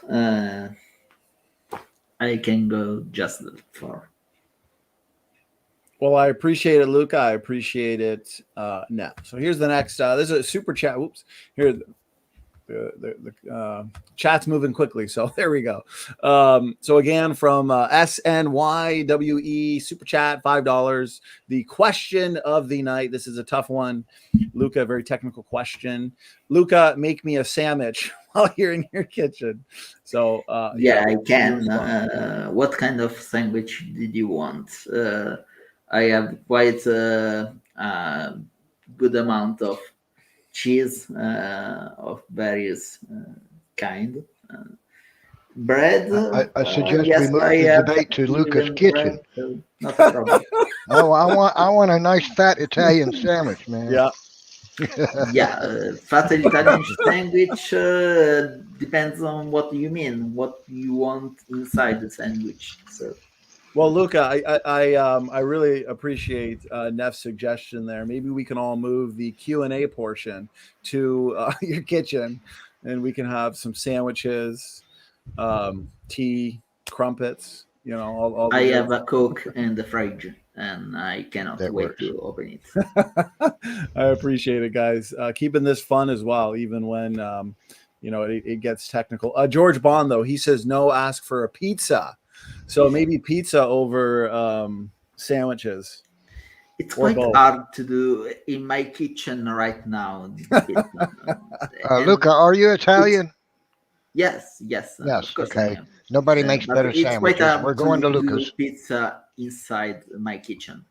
I did cook some pizza time to time. Over my grandpa's place, I have also a cooking place for pizza built for that purpose. But here, quite hard to do, I think.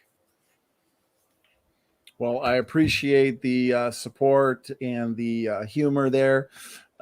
Stupid energy and great feedback, guys. So let's go to the next question here. I'm looking in we got questions coming in still.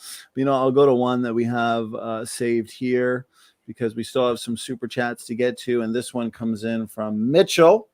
Mitchell, a Standing for Truth member. I appreciate it, brother. I appreciate the support. And I will put it up on screen, make it easier for you guys to see. Mitchell, $10 super chat question for Luca. Luca, Mitchell's coming at you. So he says, I asked you this before. Can I guess this is kind of slightly off topic on the intelligent design debate that you and Otangelo had the other night. So if you want to respond, neodymium, if I said that right, magnet naturally create its cylindrical self without intelligence. As I said, I did say these kind of things over LPPs and other channels. Depends where you start. I start with the laws of the universe already present without any creator. Because if you have a creator, you can ask to if it was created, and you will get in a loop, infinite loop. So in my view, I just start with the law of the universe, and I do not think that the universe came from nothing. I think that something was always there. So energy, it's eternal for me. I'm not an expert, but it's my view. There was always something, and so that's my point. The laws of nature does exist, and I do not think they need a creator to exist. Well, I appreciate that, Luca. No worries. I appreciate you answering that. Neff, was there anything you wanted to add, or should we move on to the next? Neff, brother. Yes, I'm sorry. I would say the physical realm can't have existed infinitely into the past. The inference is that it did have a beginning. And one of the evidences of that is entropy. Wherever there's matter in motion, there is entropy. And entropy can't have been going on infinitely in the past, else all usable energy would have been expended infinitely long ago. Now, that means there would be none now, because it would have happened infinitely long ago. If the material realm, you posit that a material realm can exist infinitely into the past, then there would have been all usable energy expended infinitely long ago. Because wherever matter is moving, there is entropy continually. And that can't have happened infinitely. So the universe did come into being from absolutely nothing at a finite moment in the past.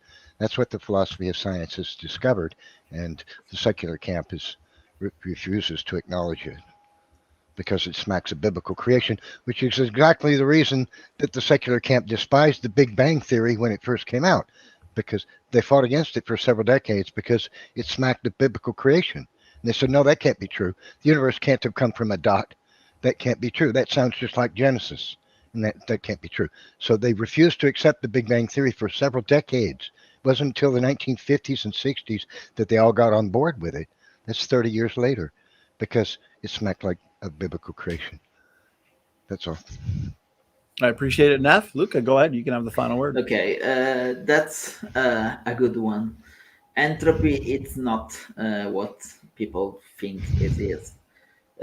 Energy cannot be created or destroyed. The first law of thermodynamics states that the energy inside a closed, isolated, not closed system is constant. And entropy, it's just a way to measure the ability to a system to do work. When you degrade the energy in entropy, you will get the same amount of energy, but you will not be able to do work anymore. So it's not like that.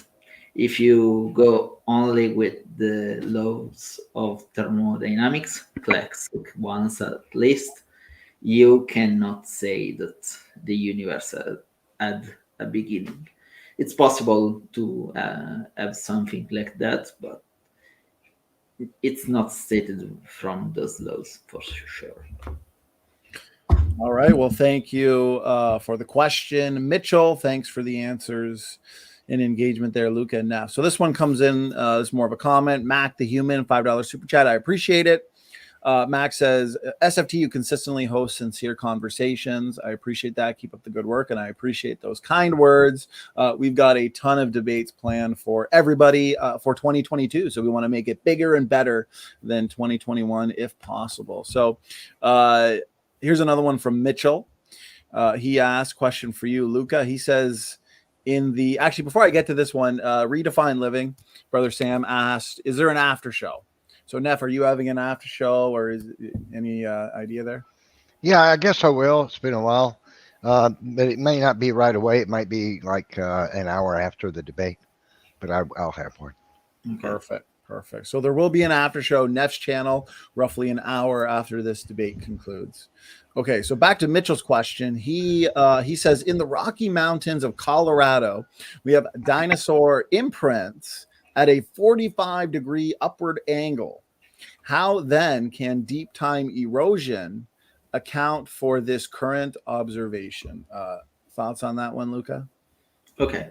It's not like that erosion is everywhere, every time. We can have the opposite too. So I cannot see a problem there. You can have some prints being eroded somewhere else, and you can have those prints being covered by a layer of dust or any other things like that. So you can preserve those. It's not a problem. I cannot see a problem there. Please. I appreciate that, Luke. I appreciate the question, Mitchell. Anything you wanted to add there, Neff? Oh, Neff, you there, brother? Yeah, there are fossils in several places on the Earth that going right up the side of a mountain, in fact. The reason they're going up a mountain is because that area was flat, and the dinosaur walked in soft sediments, probably shortly after the flood, but not necessarily. And but well, it would have had to have been actually because this material, or I mean, just prior to the flood, because this material is tilted up at more than a 45-degree angle. There's a place, I think, in South America, if I remember correctly, where there's a dinosaur track, a very large sauropod dinosaur, one that weighed many tons. The feet are huge. And these footprints go up the side of a mountain, which is at like an 80-degree angle, almost going straight up. And that means that material was changed in its, it was rolled upward by geologic processes afterward. But the erosion rates of the continents have been measured many times. The coastal erosion rates and the continental erosion rates tell us that continents can't have even existed for 20 million years. 4.1 meters of Texas disappears into the Caribbean, into the Gulf of Mexico every single year. 4.1 meters is gone every year, and at that rate, and there's erosion rates like this all over the Earth. At that rate, there would be no continents. The Earth would be a ball of water in 20 million years. So the secular camp, this fantasy of millions of years, it's an idea that was invented long before modern science came around and started studying geology. That concludes my response. Thank you very much, Neff. Luca, question was for you. Go ahead. Yeah, it's not a problem because rocks are recycling, so you can get new material from the mantle. So yes, you have erosion, but you can have also uplift and other phenomena that can level up these kind of things. So not a problem. You also can see fossil deformed by date, so we know that this kind of process take place. Sorry, I cannot see a problem with that.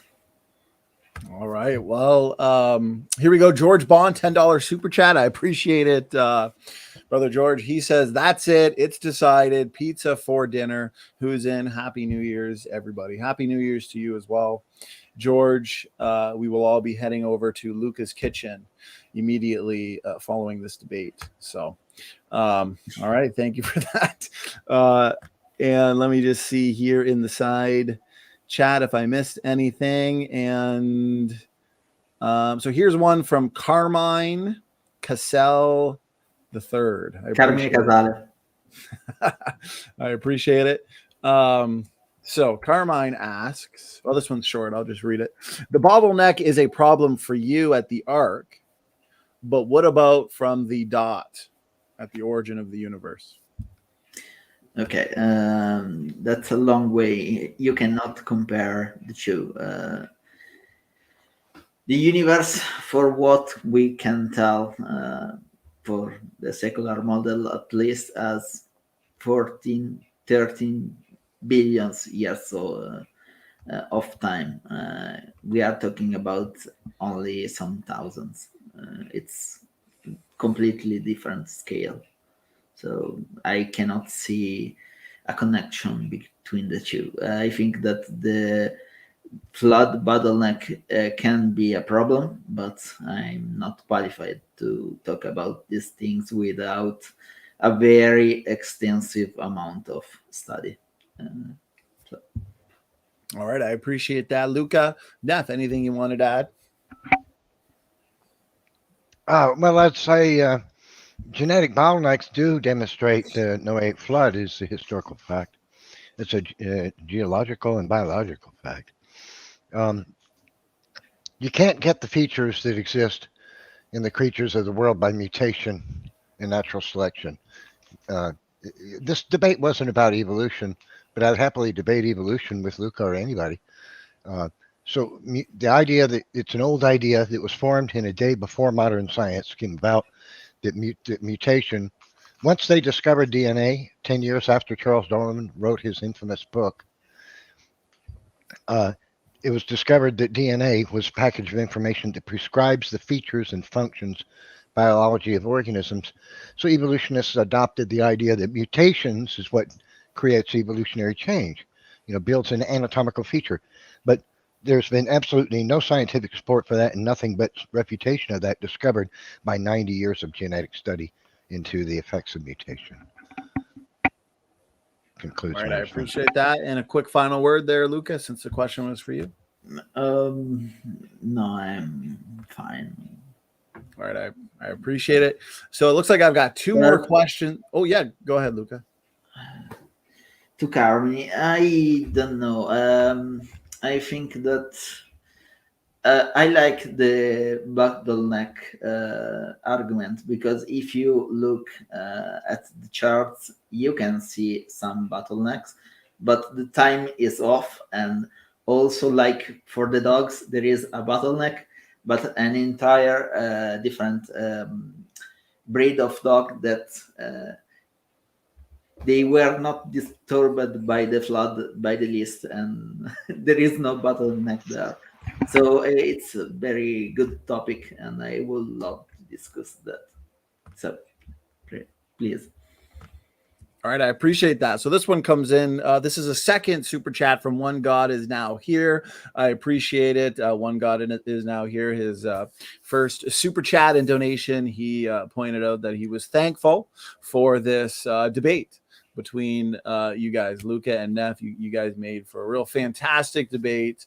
It's been a ton of fun, and time has flown by. So This is a second super chat. There's a question here attached to this one. So again, thank you so much for the support.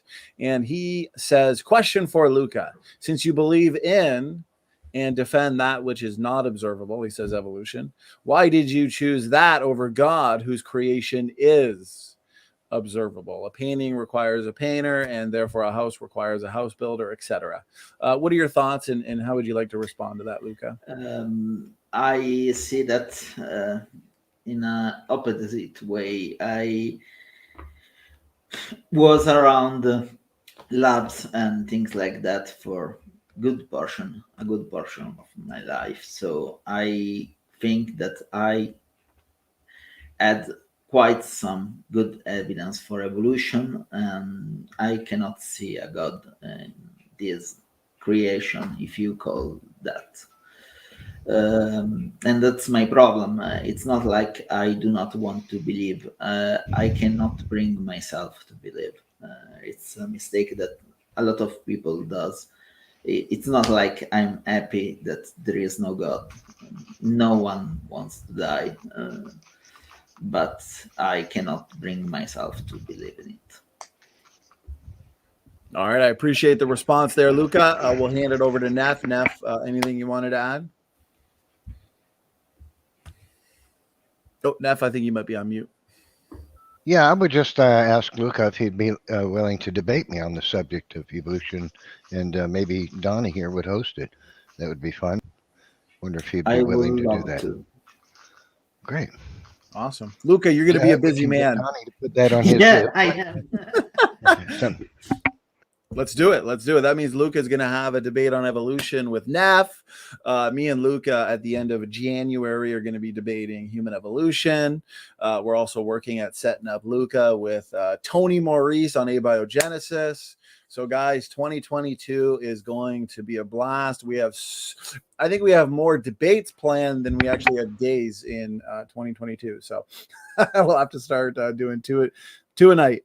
Okay, so last question that came in, or I should say last question we can get to. We are going over the 2.5 hour mark, so got 60 people in the chat.